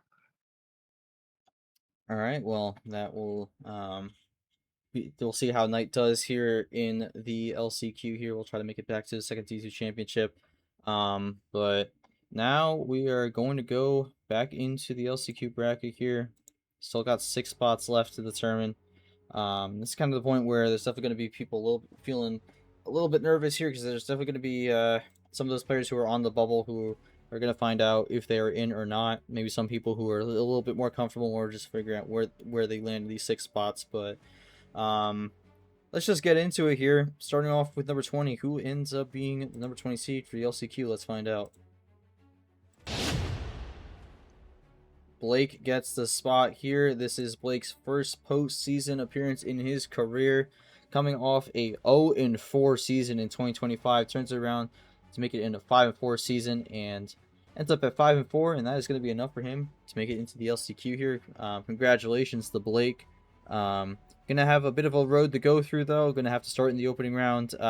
We'll get whoever is the last player into the field, and if they win that, we'll have to face Nightwalker, and if they win that, face Gabriel. So a long road ahead for Blake, but I think for Blake, a big accomplishment here to make it into the LCQ, especially where he was last season.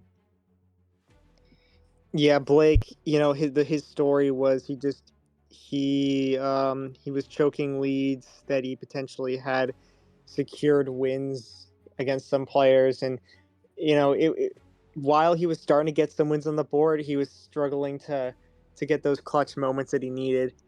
But thankfully, going into I think thankfully it was enough after thankfully this T3 run was enough to keep him in this field.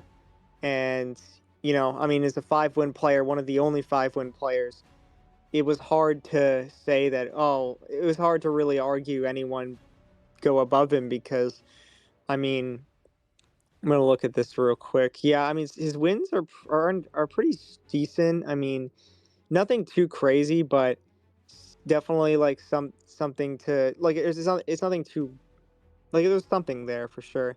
And then all of his losses are good. Like every person he's lost to has already placed in the rankings. So like that's just a good look on you, to be honest. So definitely a lot of potential for him. I would say. Yeah, we'll see how Blake does here.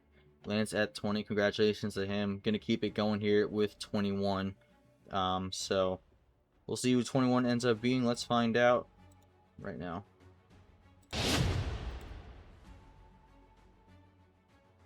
Maybe a bit of a surprise here. Bree going to be at 21. Second LCQ in a row for Bree, who was looking a bit dicey going into Tournament 3 on potentially missing the playoffs, but a regional final run, picking up quite a few good wins in that one, ends up helping them out. And I mean, we still have a 5-win player on the board here, and Bree ends up jumping ahead of them. But Bree, second LCQ in her career.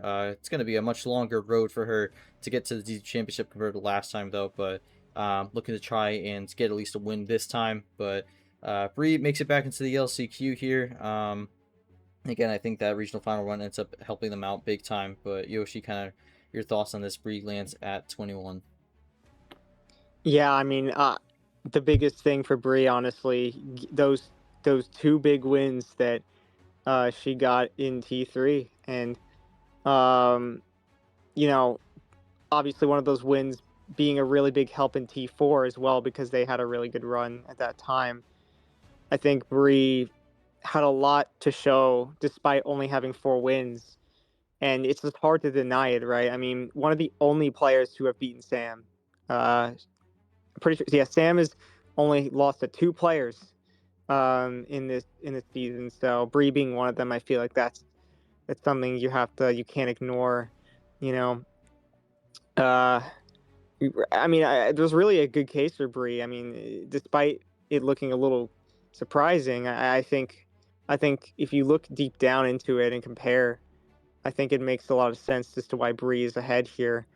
I will say it was close. It was close, but just giving the edge to those good wins, I think is important. Yeah, but Bree gonna be in her second LCQ. Ends up jumping one of the 5-win players here. We'll see if that side potentially continues here. So we'll go to number 22. But yeah, we'll see if that one last 5-win player comes here. If we actually end up getting another player jumping, let's find out. All right, so not much of a slide here. Slides only Bree gets past him with the 4-win group. Rune going to be the last 5-win player to get in, and would have been the last player in under the old format. But Rune gets it in. Second time he has made the LCQ. Has officially recovered from the slump he had in 2025. Will be making a second LCQ appearance, and in 2024, had a decent season, all things considered.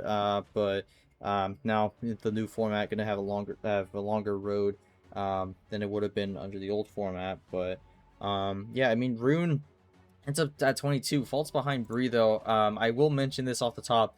Biggest issue for Rune is I think out of the players in the field, I mean at least so far, easily the worst win quality, unfortunately. Because only one top 25 win, which ended up being, I believe, Sports Boy, who ends Hmm. up the season 3 and 4, and I mean, we could maybe see a 3-win player in here. I mean, that's not ruled out, but yeah, I don't think Sports Boy Sports Boy was also coming in at number 25, exiting tournament 3. So I mean, when that's your best win, that's not really helping you that much. And just kind of not much there. I mean, again, had a decent run. I actually Room did beat Sports Boy, in the tournament 4 run, which actually that ends up being helps contribute to said win because other than that he didn't before that he didn't have any top 25 wins, but beat Root Sports Boy, beat Emmy, which was a bit unfortunate. Would have wanted to play Dilemma in that one to have a chance at another win, and then lost 4-0 the captain. So yeah, I mean the wins were not really there for Rune, but he does have the 5 series wins overall, the quantity there.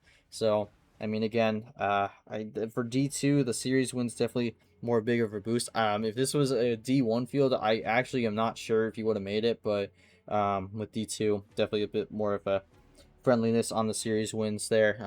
It's not enough to stay ahead of Bree, but still enough to make it into the field. So we're in at 22, and the last home field for the opening round here. Yeah, Rune. I think it definitely would have been really harsh to put him any lower. I think at a certain point you gotta favor the wins. I mean, ironically, if Rune didn't get the wins on Sports Boy and Emmy, I don't know if he would have made it because if he only had the Sports Boy win and then lost to Emmy, I there is a pretty good shot he wouldn't have made it to the top 25. So despite Emmy not being a good win, getting that it was the quantity that really helped him secure his spot at the end of the day. And I feel like that was definitely big for him.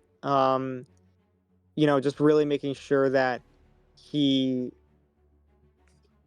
his relative consistency was enough to keep him there. I mean, when you get down to these players, consistency is hard to really measure, but I feel like him having two Sweet 16s for this kind of area is pretty good.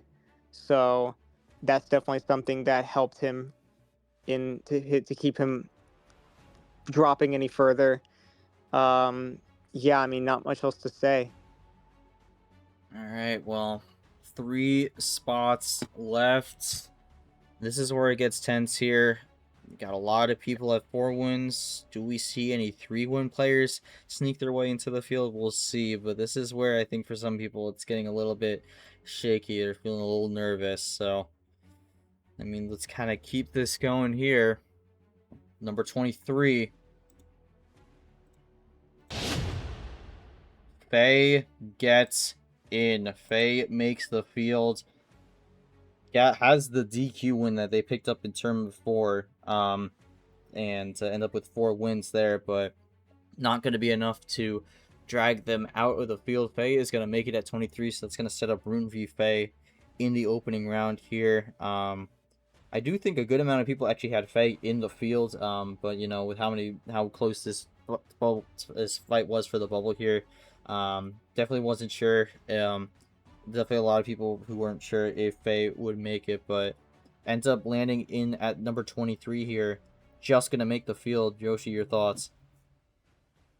Yeah, I think Faye overall, I think what really clutched it for them was the win on Cage that they got in 3. T3. Yeah. Um, and obviously it didn't help Faye to get a DQ win and then end up losing the round that they were able to play. But I think, part of a DQ win is like you still want to give a little bit of an edge there because um, despite maybe it not counting, maybe it shouldn't be as much as a weighed in as much as a regular win. It's still like you getting to the next round.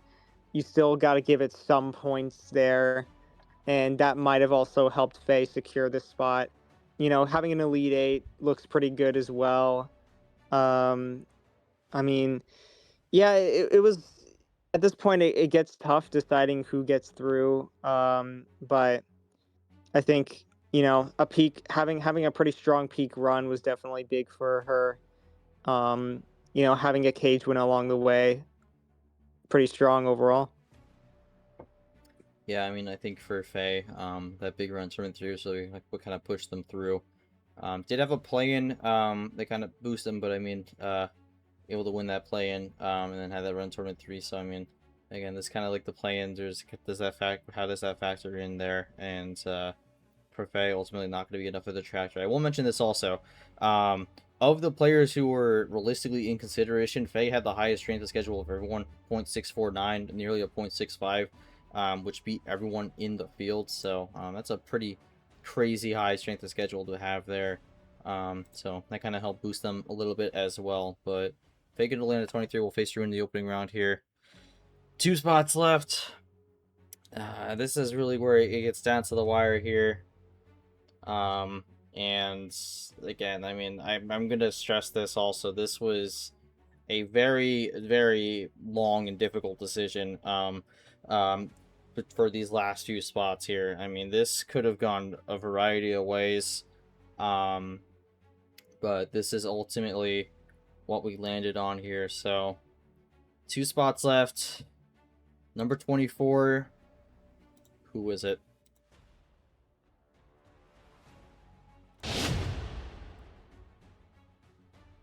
Tricolor is going to hang on and makes the field.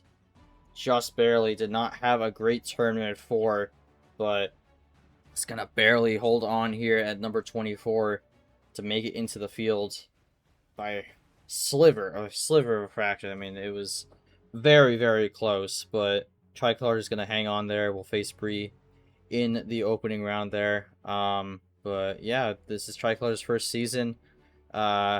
Or first player from Hong Kong, and they're gonna make it into the LCQ in their first season. But Yoshi, kind of your thoughts on Tricolor here?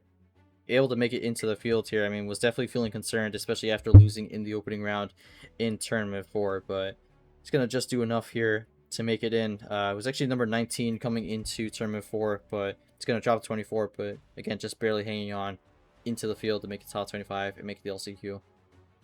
Yeah, you could tell that they really wanted to make it into the field, especially when they lost to May and was very down on themselves, feeling like, well, there's no way I make it in now. But I think you look at what he's been able to do. I mean, in that big run that he got a win on Nightwalker, which, Nightwalker having that finale run was really, really helpful.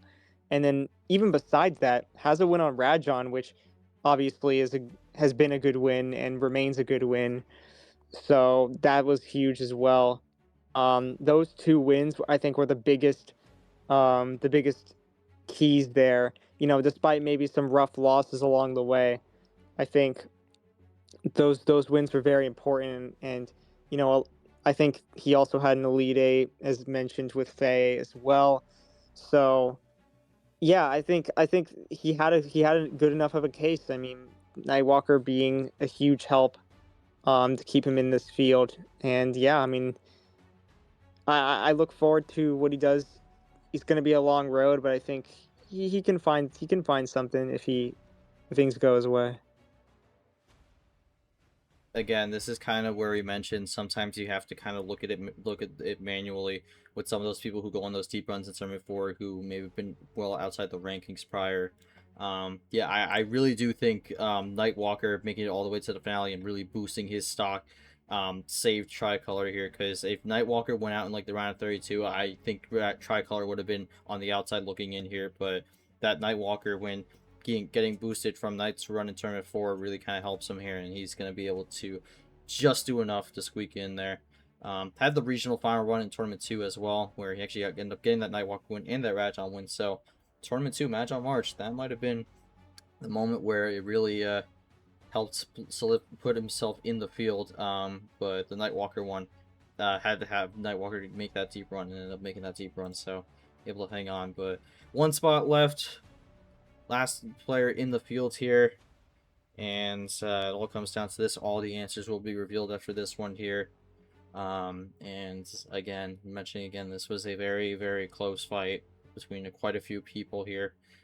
Once this gets revealed, we'll actually go through the last 5 in, first 5 out, kind of break that down in full. But one last spot in the LCQ, the 25th seed will go up against Blake in the opening round. It's time to find out who claims the final spot in the 2026 LCQ and will compete to try to make it to the D2 Championship. That player is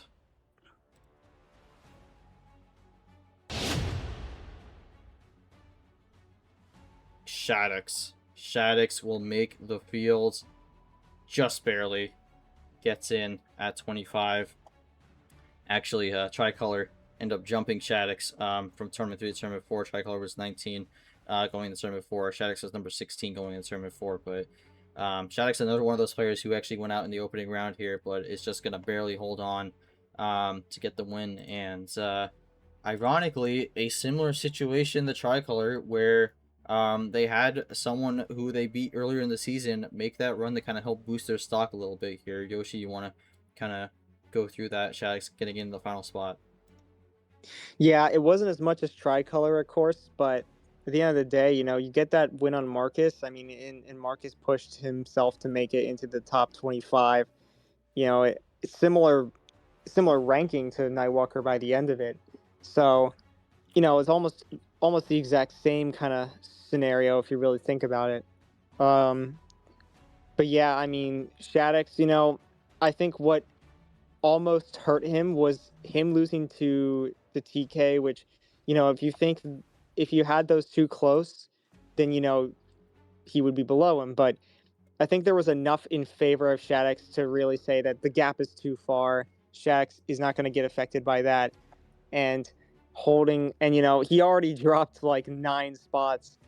It would have been very painful to see him not make it in. I mean, that's not why that had no merit on him being in this spot, but just looking at it, he dropped quite a bit, and I think for him, it really just came down to does do some of the people he played, are they gonna help him out? And Marcus being the big one. Now, obviously, his losses don't look very good, to be honest with you. But again, the wins are the what matters more. And I think having that Elite Eight does bode well in this kind of field compared to some other players. And as we get to some of the players who maybe could have made a case but just had one big issue in their favor that went against them. Shaddix didn't really have a big issue. Maybe you could argue the losses he had, but I mean that's it's not. Again, it's like you look at this. A lot of these players had some bad losses as well, so it's not like um, he was alone in that. So good job to Stacks for keeping it here, and we'll have to see who just missed out. Yeah, well, we'll go into our first five out here now. Again, definitely going to be a painful one for some people, but yeah, here we go. Last five in, first five out. Bree, Bruin, Faye, Tricolor, Shaddix in that order. We saw that there. First five out. This one's not alphabetized. This is actually in order. So Blue, Odin, John Weezer, Mazwat, Apollo. First five out. Gonna be gut wrenching for those guys there. Just miss out on the field. Just one or two things that just kind of really were dragging them down a bit enough to not quite make it in over the players who were in the last five in. And we could kind of discuss this. Now, I mean, Mazwat gonna be definitely disappointed. He was one of those players similar to Nightwalker Rider who was on that tournament 4 clutch run. Came up a bit short in the round of 16. Going up against Sky, lost 2-4. I mean, that's going to be another one where a lot of these players, I mean, really going to be what ifs. Because, I mean, I think another win would have definitely helped boost them into the field, but unfortunately it was not meant to be for any of them. But, I mean, just kind of want to discuss this for any of these players. Just kind of your thoughts, Yoshi. Blue, Odin, John Weezer, Mazwa, Apollo again. First five out in that order. I think all these players did. I could have argued that maybe they had a case to make it in. I think for Blue, it was kind of some has a Sky win, has a Rune win, and has decent stats overall. Um, But the biggest thing, what hurt him the most, and it sucks to say this because a lot of it was kind of out of his control because sometimes we just we base things off of how well you think you were um in the rookie testing. Blue ended up being in the play-in in the first tournament he played, and he lost that play-in match. And losing a play-in is such a rough look on you, and it's just something that when it came down to it, we had to just punish him. And it hurts because, I mean, everything else kind of looks good, but it wasn't like his stats were that crazy that play-in loss didn't matter. Unfortunately, it was close with Shaddix, it was close with Tricolor, and and that play-in loss just was the big difference maker, unfortunately, and it hurts. I feel for him because being in the play-in is like already like, well, I guess that just sucks, and then losing in the play-in is just painful too. Maybe he just had bad luck in that match, but ultimately that's what ended up causing his downfall.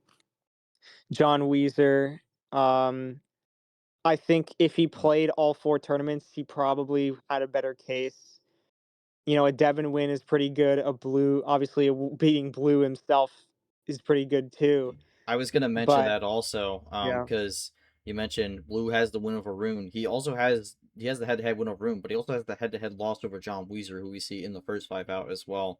So I mean that kind of didn't really help him there. And then, I mean, with Tricolor and Shaddix also, I mean, something that kind of didn't help him jump the border is all three of those players played Rajon. Tricolor and Shaddix got the wins over Rajon. Blue ended up losing that match. So when it came to that common head to head, that really did not help him.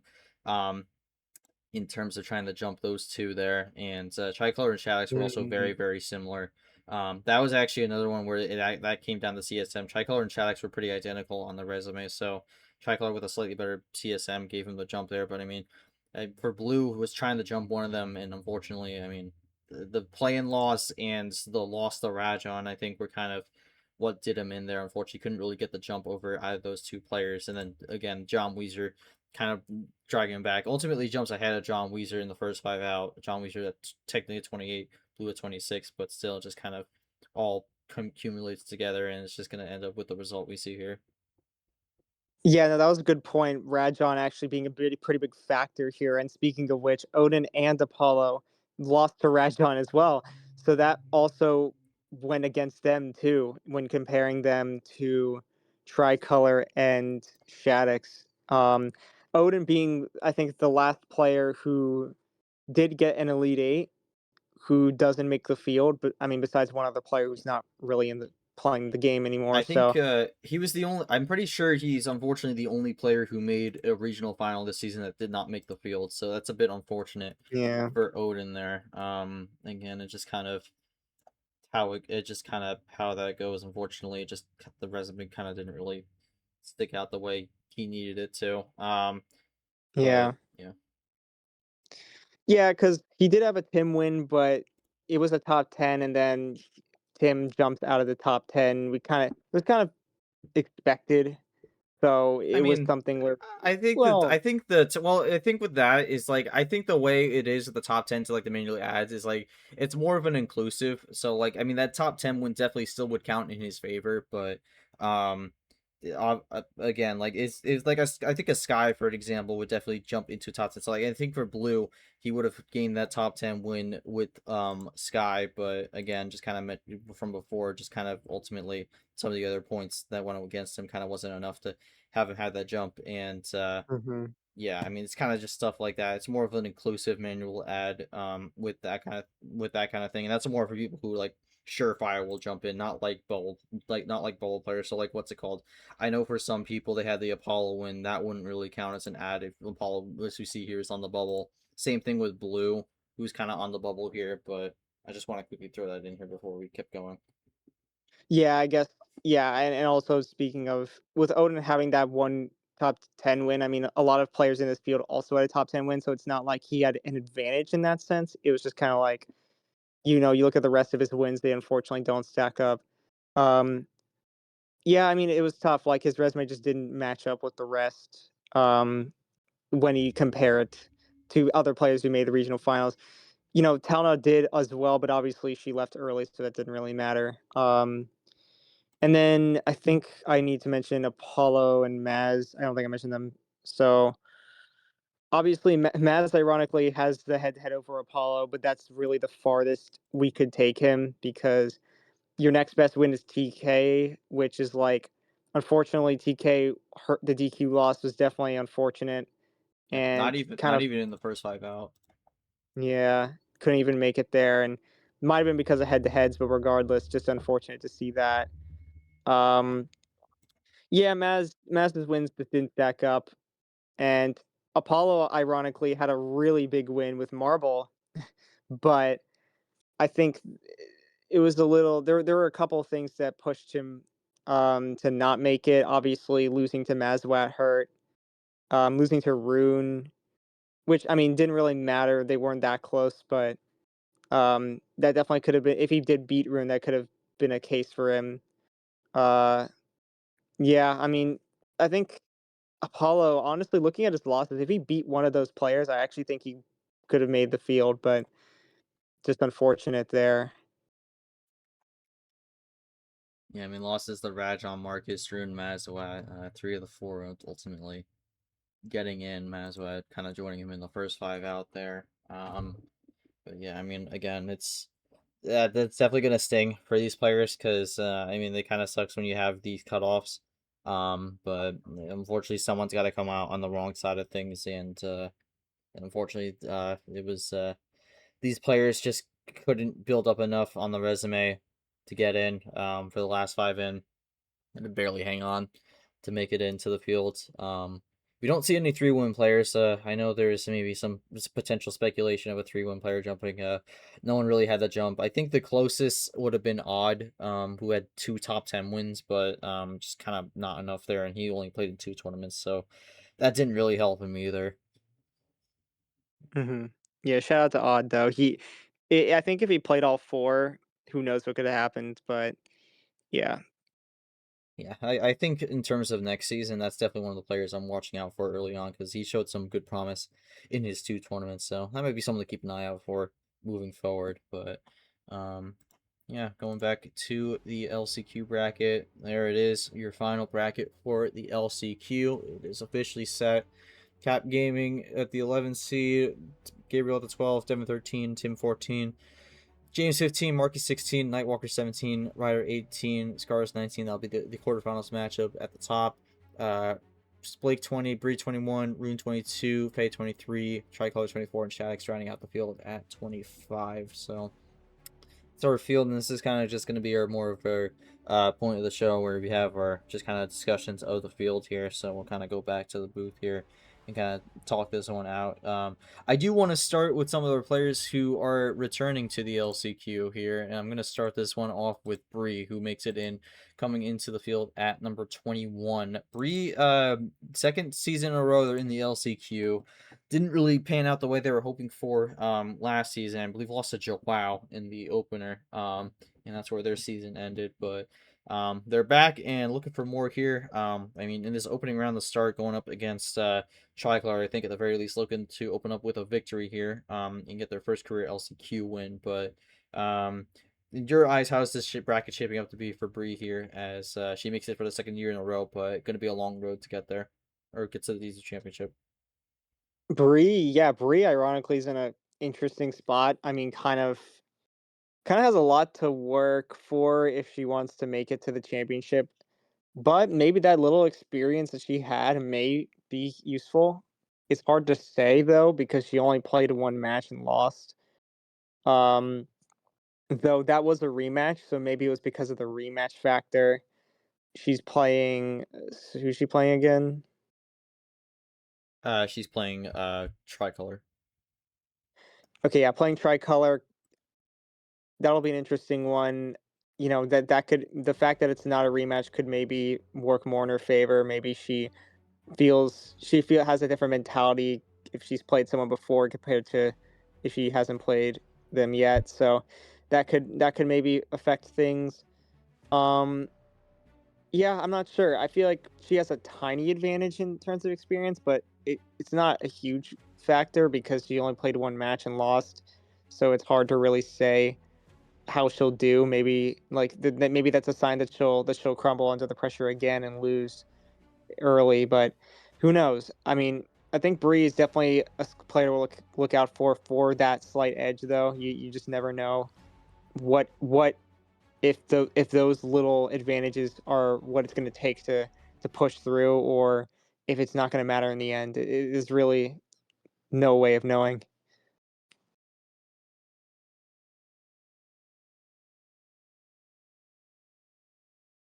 I think you're muted. Right. Yeah. Tricolor in the opening rounds, then Marcus, then Devin. It's an interesting path to say the least. But I think for Bree, it's gonna be one where, um, maybe could be doable. We'll see. But yeah. Let's kind of bring the discussion over to a different player here, and this is more of a I guess a comeback player here, and that's gonna be Blake. So Blake, I mean, last season was one of the two people who ended up being 0-4. Flash forward a year, he is 5-4, and he is in the LCQ here. A great story for Blake to be able to turn around, make it into the postseason for the very first time, especially after a very dejecting rookie year. But just kind of your thoughts on Blake here and how his draw shapes up. He ends up as the 20 seed. Will go up in the opening round against Shaddix, who was the last player in, and then go from there to try and keep going forward. Yeah, I mean, I really enjoy seeing players who have a really difficult season and just don't give up, you know. It really gives you character. I feel like it shows that you don't easily back down from something that could mentally set you back.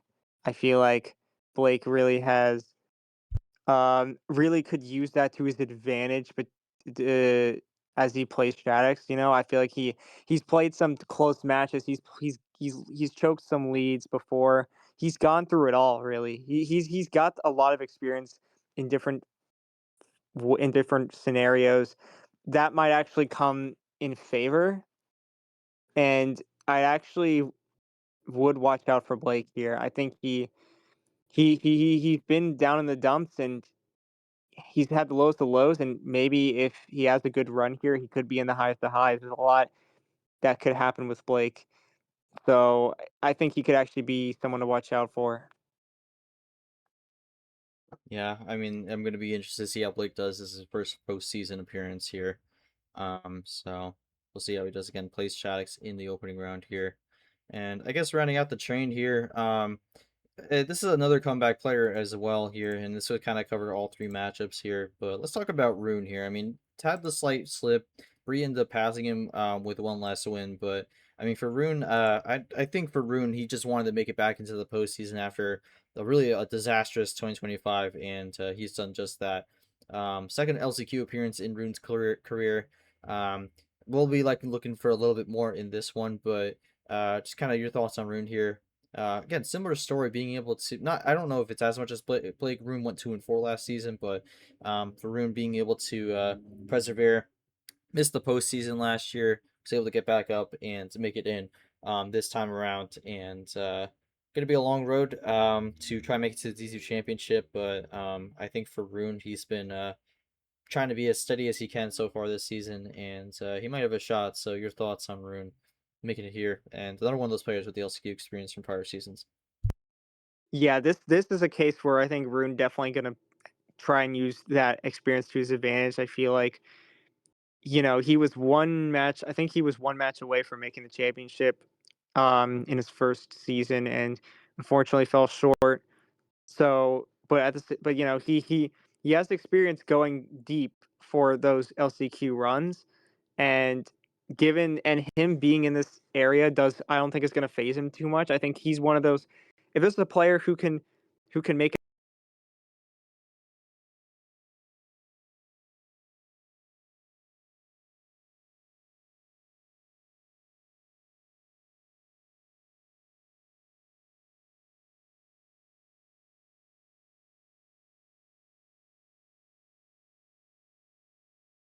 he doesn't get too comfortable because you know this is the playoffs, man. Everyone is going to be a tough opponent, so really got to keep an eye out for his opponent Faye, which I think definitely a wild card of a player, but Faye's gotten some wins on the board. It's not gonna be easy for Rune, despite the experience advantage. So I think Rune is a player that if you see him winning early, I think you gotta be careful if you play him next because I think he's a player when he starts getting those wins, he's gonna keep getting those wins. So I'm curious to see how far he can go.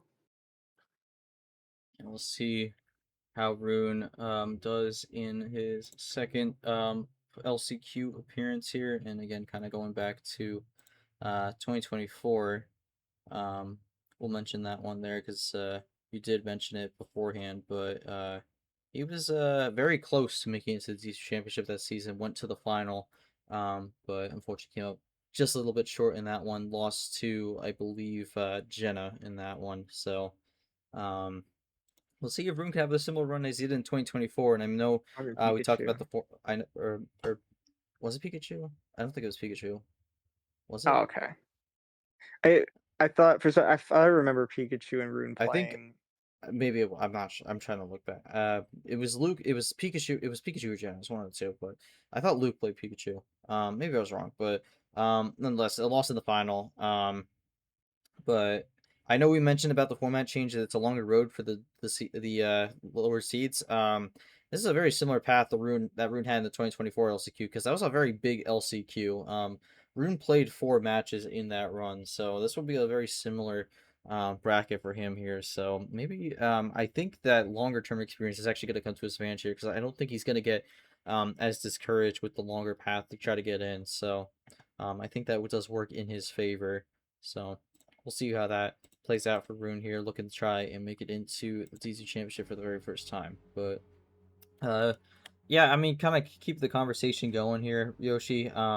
I mean, we've talked about the top four before. I think there's definitely going to be the four favorites to make it into the LCQ outright. But let's talk about everyone out. So, I mean, from excluding the top four with Captain Gaming, Tim, Gabriel, Devin, um, from 15 to 25, out of that group of players there, who do you feel has maybe the best chance of going on that run and making it into the D2 championship for one of those final two spots? Yeah, I think this is gonna go off of feel, off of what I've seen from this player and what I think from what I believe that they are capable of. I'm gonna go with Marcus here. I think I feel like I don't they started this is like their second or third um season, and this is their best one yet, making it to the LCQ. And I feel like they've always been a player that can get some big wins. They only got one big win in this season, but I feel like that's enough of a sign to show that Marcus is capable of taking down even the strongest of players. And I think if he gets the just enough luck, I think he's gonna really make it difficult for anyone to beat him. I think most of the matches that he loses are also pretty close too. So it's really something where um I can see just some he doesn't have as much experience as maybe some other players like Rune, but I think that he's still more experienced than a lot of these players that's going to come to his favor. And I don't know, I just believe in Marcus. I feel like that last push win on Dino, I think is a really good sign for him. I mean, getting those wins late could keep you confident going into the LCQ, and I think that's going to be big for him. Yeah, I mean, I think Marcus is definitely a good shout there for trying to go on that run here. But I mean, I'm kind of looking at this list here of people who I think maybe have a good shot of going on that run. Uh, why not throw a bit of a wild card here? How about we go with someone like let's go with someone like a tricolor here. And I'll explain why. I mean, for tricolor, one of these last players to get into the field, um, kind of barely hanging on. Wasn't even sure if he'd be in the postseason to begin with, but he makes it in. I think when you're one of these lower seeds, you're definitely going to come in with a nothing to lose attitude. And I think the same could definitely apply to Shaddix as well here. I could throw him in this bundle as well, but Shaddix and Tricolor, these are two players who definitely were not sure if they'd even be in the LCQ here. And now that they're in, I mean, they really don't have anything to lose here. They're the lowest seeds coming into this one. We've seen them go on runs before. Both have made a regional final run before, so um, know how to string multiple wins together. And sometimes all it takes is just getting hot at the right time here, especially with Uno. And I think for both these players, I mean, if they keep picking up the wins and wins, that momentum is going to keep building up. And even when you kind of have the players that kind of go in your way and potentially our higher season maybe cause you a problem, I mean, the momentum could be on your side. And you could just kind of keep running it and go to the end here. I'm just kind of taking a look also at Tricolor's path as well, as I kind of specifically mentioned him. I mean, you got Bree, who is kind of coming off a bit of a mixed bag tournament in general. Kind of coming off the round of 64, lost the rider there. So not a great result there. Then you got Marcus, who's coming off a good run here, made the regional final. Um, could be a tough challenge there. But I mean, if you get past that, then you have Devin, who has kind of been cold since that February Flurry finale run. And I honestly do think this is a bit of a jump ahead, but I am looking at these top four. I think out of these top four, I think Devin is most likely on upset alert here, based off just kind of coming into this tournament kind of cold. So that could be an issue for Devin. That could be a big opportunity for one of Marcus, Bree, Tricolor, who ends up going into that semifinal, going up against him to maybe take advantage and try and make it into the T2 championship after with needing to win one more game after that in the final. But again, I'm liking the possibilities on Tricolor's path here. I mean, Bree is definitely going to be a tough opening round opponent with the experience, but Bree coming off a loss, so it's kind of a similar territory as Tricolor. Marcus is going to be a tough challenge with the run he had in Tournament 4.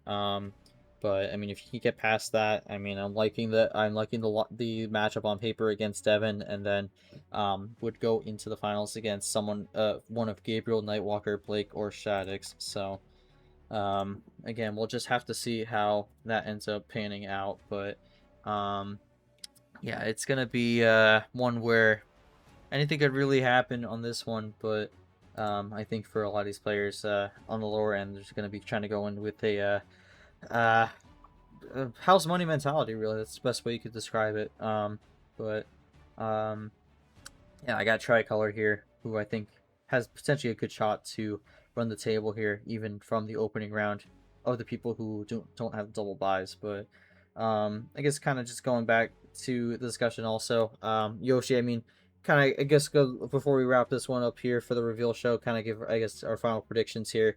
For your two players that make it into the D Championship from the LCQ, from your perspective, who do you got? Uh, oh yeah, the two to from the LCQ. So I guess Art. So Art. I gotta look back. Are Tim and Marcus on the different sides of Yes, they are. the? They are. Okay. I just to make it simple, I'll just go with those two. I mean, I could think more about it, but seeing as I've hyped those two up, I may as well just go with that. Yeah, fair enough. I think on my end, again, I'm liking Captain Gaming here. I think he's going to be very motivated. I like his potential opponents here in the semifinal with Ryder and Scars. Ryder, I mean, coming off a bit of a low here. I mean, could recover against Scars, but Scars also, if he gets that win here, has just kind of struggled against these higher ranked opponents so far this season. So I don't know if that matchup it's great for him on paper. I'm liking that semifinal matchup, and then that final matchup's going to be hard, but. Um, I will mention also with Cap Gaming, if he gets Ryder, that's going to be a matchup he's going to be very motivated to win, because that was potentially one of the reasons he actually did not make the D2 championship outright. So um, getting a rematch with Ryder there could be one where he's going to be very heavily motivated in that one to get the win there and get some revenge. And then again with the final, I mean, if you go with Tim, that's going to be a very interesting matchup on paper. That's going to be a class between both these players, who are going to be fighting for that spot. And if we do get that match, I do think it's going to be a really good one. But again, just going to have to see how it plays out. Both of those players do have a win over Syntax, so they know how to get it done against the higher ranked opponents. But um, it should be an interesting one. And then for my second spot, yeah, I don't. I'm looking at this here. I mean, I guess again, Tricolor is definitely my pick of someone who maybe run the gauntlet, to maybe go on a huge run here. I don't want to go with a boring pick because I think Gabriel is definitely a favorite also to make it into the D2 championship as well. But I think Tricolor definitely would be in consideration here also, but I would also give a good shout to Marcus. I think Marcus is a good shout as well. But yeah, I'm liking. I don't really want to take a pod, but I would take one of three of Marcus, Tricolor, Bree. I think one of those three. I think for now I did say Tricolor. I think I was liking the most of that potential deep run, so I could say Tricolor. Realistically though, I would say one of those three. I think would be my other pick, to make it out from this lower end of the bracket. I do think we do get someone who did not start with a double bye making it into the D2 championship here. I do think we are going to get one of those double buys players get upset. So I'm liking that pod the most of everyone of the ones that are in consideration here. I mean, you have Ryder Scars kind of in the pod of their own there, but again, I think Cat Gaming is going to be very motivated to get that win there. I'm not liking either player's chances. Whoever makes it out there. I know Ryder did have the win over Captain Gaming there, but that was a very very close series here there. So that really could go either way. I don't really favor either of those players heavily over Captain Gaming if that ends up being the matchup. Meanwhile, I look at the other three here. Again, I like that Marcus Bree Tricolor pod the most. I think that's the most determination. I did mention before, I think Devin is the weakest of the four double bye players coming into this tournament. Again, we'll see what happens. I mean, Devin could absolutely turn it up here and find that February magic again to make it to the DJ Championship. You never know, could prove me wrong here, but we're just gonna have to see how it all plays out. But then that'll be our field, and then we would go, I guess, go to the T2 Championship here to truly wrap this one up here. Going back to this one more time, but Yoshi, I guess I'm not gonna just to go for a match by match preview on this one here, but Yoshi, I mean, your eyes look at this field. Very competitive field, a lot of very strong players in this one. Who do you think could win it all here out of these 10 players currently, or do we maybe see someone from the LCQ potentially win it all here for the first time ever? Yeah, that would actually be crazy. It wouldn't be out of the question. I think if you pick anyone, it's a fair pick. Like these are always the toughest ones. I just out of the blue picked Pikachu last year, and it was correct. I I was kind of surprised that ended up happening, um, but yeah, I mean it's something where you just gotta pick someone and see how they do, and I don't expect to be right again. I feel like I got pretty lucky. But I mean, Pikachu is a really good player. Don't get me wrong. But yeah, I guess just I'll just throw a name out there. We'll see if how they do. I'm just gonna go with Syntax. Just I feel like you have that top four who are definitely the big favorites. Sky could be in that list as well. Um, but I think they're all vulnerable to losing early. Dilemon I think is a really really strong pick. Off of just their play style, I feel like they definitely try and kind of almost like an Orochi play style in a way, and it just works for them. It's been working for them really well. But I just feel like Syntax has this. He's been pretty active. He's been keeping track of making predictions, checking stats. He seems to be really on top of things, and I feel like that in a pressure kind of tournament is goes in your favor because you kind of get a better sense of what type of players you're going up against and how you gotta play against them. And I feel like if Syntax can find it against, I believe he's playing Lavina in the first round. Oh wait, I can't hear you. The Lavina in the opening round, yeah. Okay, yeah. So then he plays Lavina. He gets past if he can get past Lavina. I think has a solid chance against Marble. I mean, I think it's not out of the question.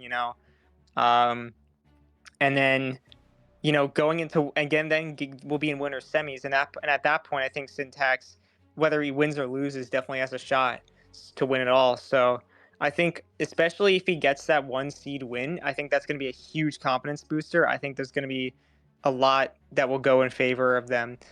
And also, maybe they'll be a little upset that maybe they would have liked to be a little higher, maybe past Rajon, and that could add some fuel to the fire. So I think Syntax has a good shot. I'm gonna shout them out just for the sake of it. I feel like for the sake of them being pretty on top of things, even after the whole tournament ended. So I'm looking forward to their run. I think anyone could win though. Any pick makes sense to me. I just pick Syntax because I just think they're capable. Um, yeah. You stole my pick, so I'm going to Oh my be a little god. miffed about that one. But I'm not gonna repeat that. I'm now gonna have to pick someone else now. Unfortunately, but I think Syntax is definitely a very great pick to have with this field here. Um, yeah, I mean, if you kind of took the syntax pick here, and I usually like to differentiate it up a little bit. Um, but yeah, I mean, we saw the. I mean, so far in the D2 Championship, the overall winner has come from the opening round here. None of the we actually the number one seed has been in the final both times for the D2 Championship back around 2024 and Mihel in 2025. So the number one seed has made the final. And in terms of my finals picks, I am still sticking. I'm gonna still stick with that. That does happen. So I have Marble Side in the final. But in terms of who the opponent is and who I think wins it all, um, unfortunately, I'm gonna go with a bit of a boring pick here. A 1v2 final. But the two seed wins it. I think Dino has a really good shot at getting it done here.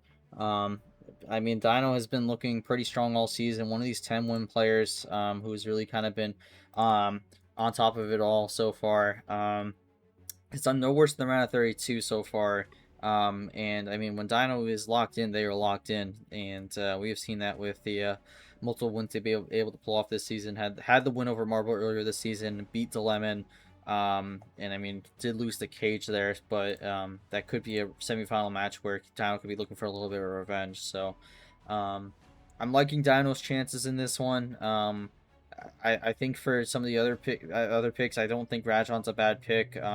Aiko could maybe go on a bit of a wild run. Sam, I think, is still lurking in the shadows here. I really think Sam is going to be someone who a lot of people are going to be liking there. That was the seed Steven was in 2024 where he went on to win it all. So the winners have been from 6 and 5 for the D2 Championship so far. So, I mean, if you're Sam or Sky, you're either liking that or not liking that because it could be a different seed this time. But um, yeah, I'm saying Dino Marble in the final once he makes the finale 3 years in a row. I'm thinking Dino pulls it out and gets the job done. Whether it's in a reset or not, I'm gonna say there is a reset, but I'm gonna say Dino comes in from winner side, loses the first set, but wins the second. I'm gonna say that's gonna be my prediction. I'm gonna lock in there. Dino beats Marble in a reset from winner side and gets it done to win the 2026 T2 Championship. That'll be my final pick. I'll quickly add this. My just to have it on the record. If there was a second player that I was going to pick, it would have been either Dilemon or Cage, and I think Dilemon probably would have been like my next pick, and then Cage just right behind. I think those two have really good cases as well. Um, yeah, I would say Dilemon would. I would my prediction for a final would be Dilemon Syntax, but Syntax will get the edge. Yeah. And we'll mention out of anyone, I think out of anyone in the LCQ who could maybe go on a deep run. I think I know who you're gonna pick, but just kind of I guess last point to kind of before we wrap up this selection show. Um, Again, out of the LCQ players, out of Hmm. that group, who do you think has the best chance of maybe making a deep run, similar to what Evan did last season, where he ended up going all the way into the losers quarterfinal, which I mean, again, doesn't seem like a whole lot, but I mean, that's still a pretty solid run. Ends up getting in the top half of the final rankings.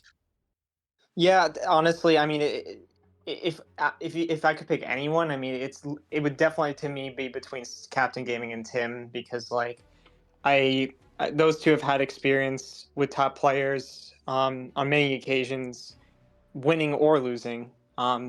So I wouldn't shock me if either of those, if let's say either of those two make the championship, I think they could make a run for sure. You know, I'll stick with my Tim pick. We've been here long enough. I think we'll just go with the Tim pick. He's got to win on Lovina. He's got to win on Syntax. Who knows what more he can do when he plays against those top players? Sure, he lost to Dilemon, but and Aiko, but again, I mean, getting that experience is all that matters at the end of the day, in my opinion. So we'll see if he can do something there.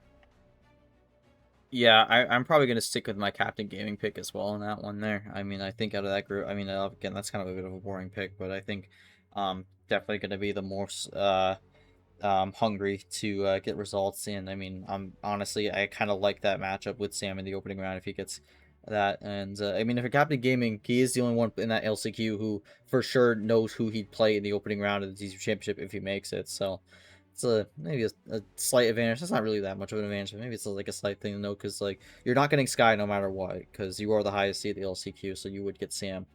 But um, yeah, we'll see how it goes, but that's gonna do it for our selection show. Thank you everyone for watching. What a show it's been. Had a lot we have had a lot of time to put this all together here. And hopefully this didn't run too long, but I want to thank Yoshi for hopping in. Gio, want to thank him as well. He was big help in terms of compiling the rankings with us together. Unfortunately, could not be here today, but we'll see him around for coverage of the D2 postseason. But Yoshi, we are here. We're in the LCQ and the D2 Championship. Congratulations to all the players who made it in. Best of luck in the future, everyone who just missed out. Still got another season coming up in due time, and definitely I think if any consolation would be off to a pretty strong start for 2027 when it comes to the opening seeding.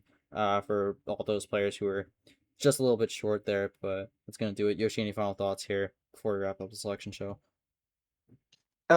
Yeah, I mean, definitely maybe a bit longer than we wanted, but I mean, we had to go through 25 players. It's kind of hard to go short on that. We think we did a good job. Yeah, this playoff field is going to be crazy. Um, if you didn't make the field, just keep an eye out for next season. It's going to be a big one, a big opportunity for those who maybe were just out. You get that 4 tournaments.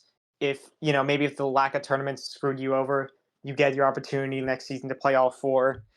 I think that could help, and or just get having that experience, knowing how you did, and now how you're going to play moving forward. I feel like that's good as well. But obviously, for the playoff players, I mean, good luck.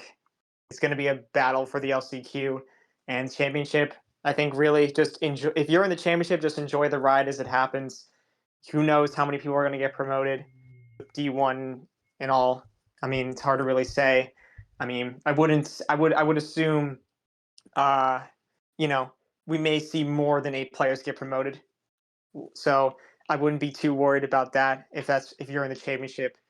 So that's really about it. I mean, we'll see if from that if you saw the preview, I might be a threat to make the championship as well. We'll have to see.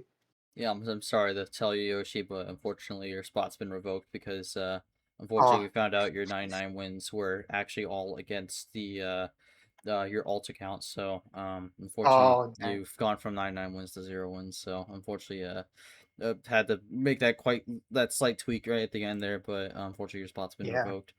You still got Super League though, so I mean you don't need to be Yeah. able you don't need to be in two That's true. postseasons. So I mean you'll live. But that'll do it for us. Thank you so much for watching the selection show on behalf of myself or my co-analyst Yoshi, Gio, who is also another analyst. Everyone who came out to watch this selection show, thank you so much for watching. LCQ will be starting up very soon here. Going to be having our first matches coming up in 2 days on August 21st. Should be a good one. That'll be when we start the opening round here. 3 match slate in that one, and we'll go from there. And then likely by the end of August, we'll have our T2 Championship field officially set. So thank you so much for watching, y'all. We will see you all for the LCQ, but until then, I'm G-Man. Take care, everyone. And it's playoff season now for MRE UNO. Make sure you stick around. It's going to be some exciting times here. So take care, everyone, and we will see you all for the LCQ.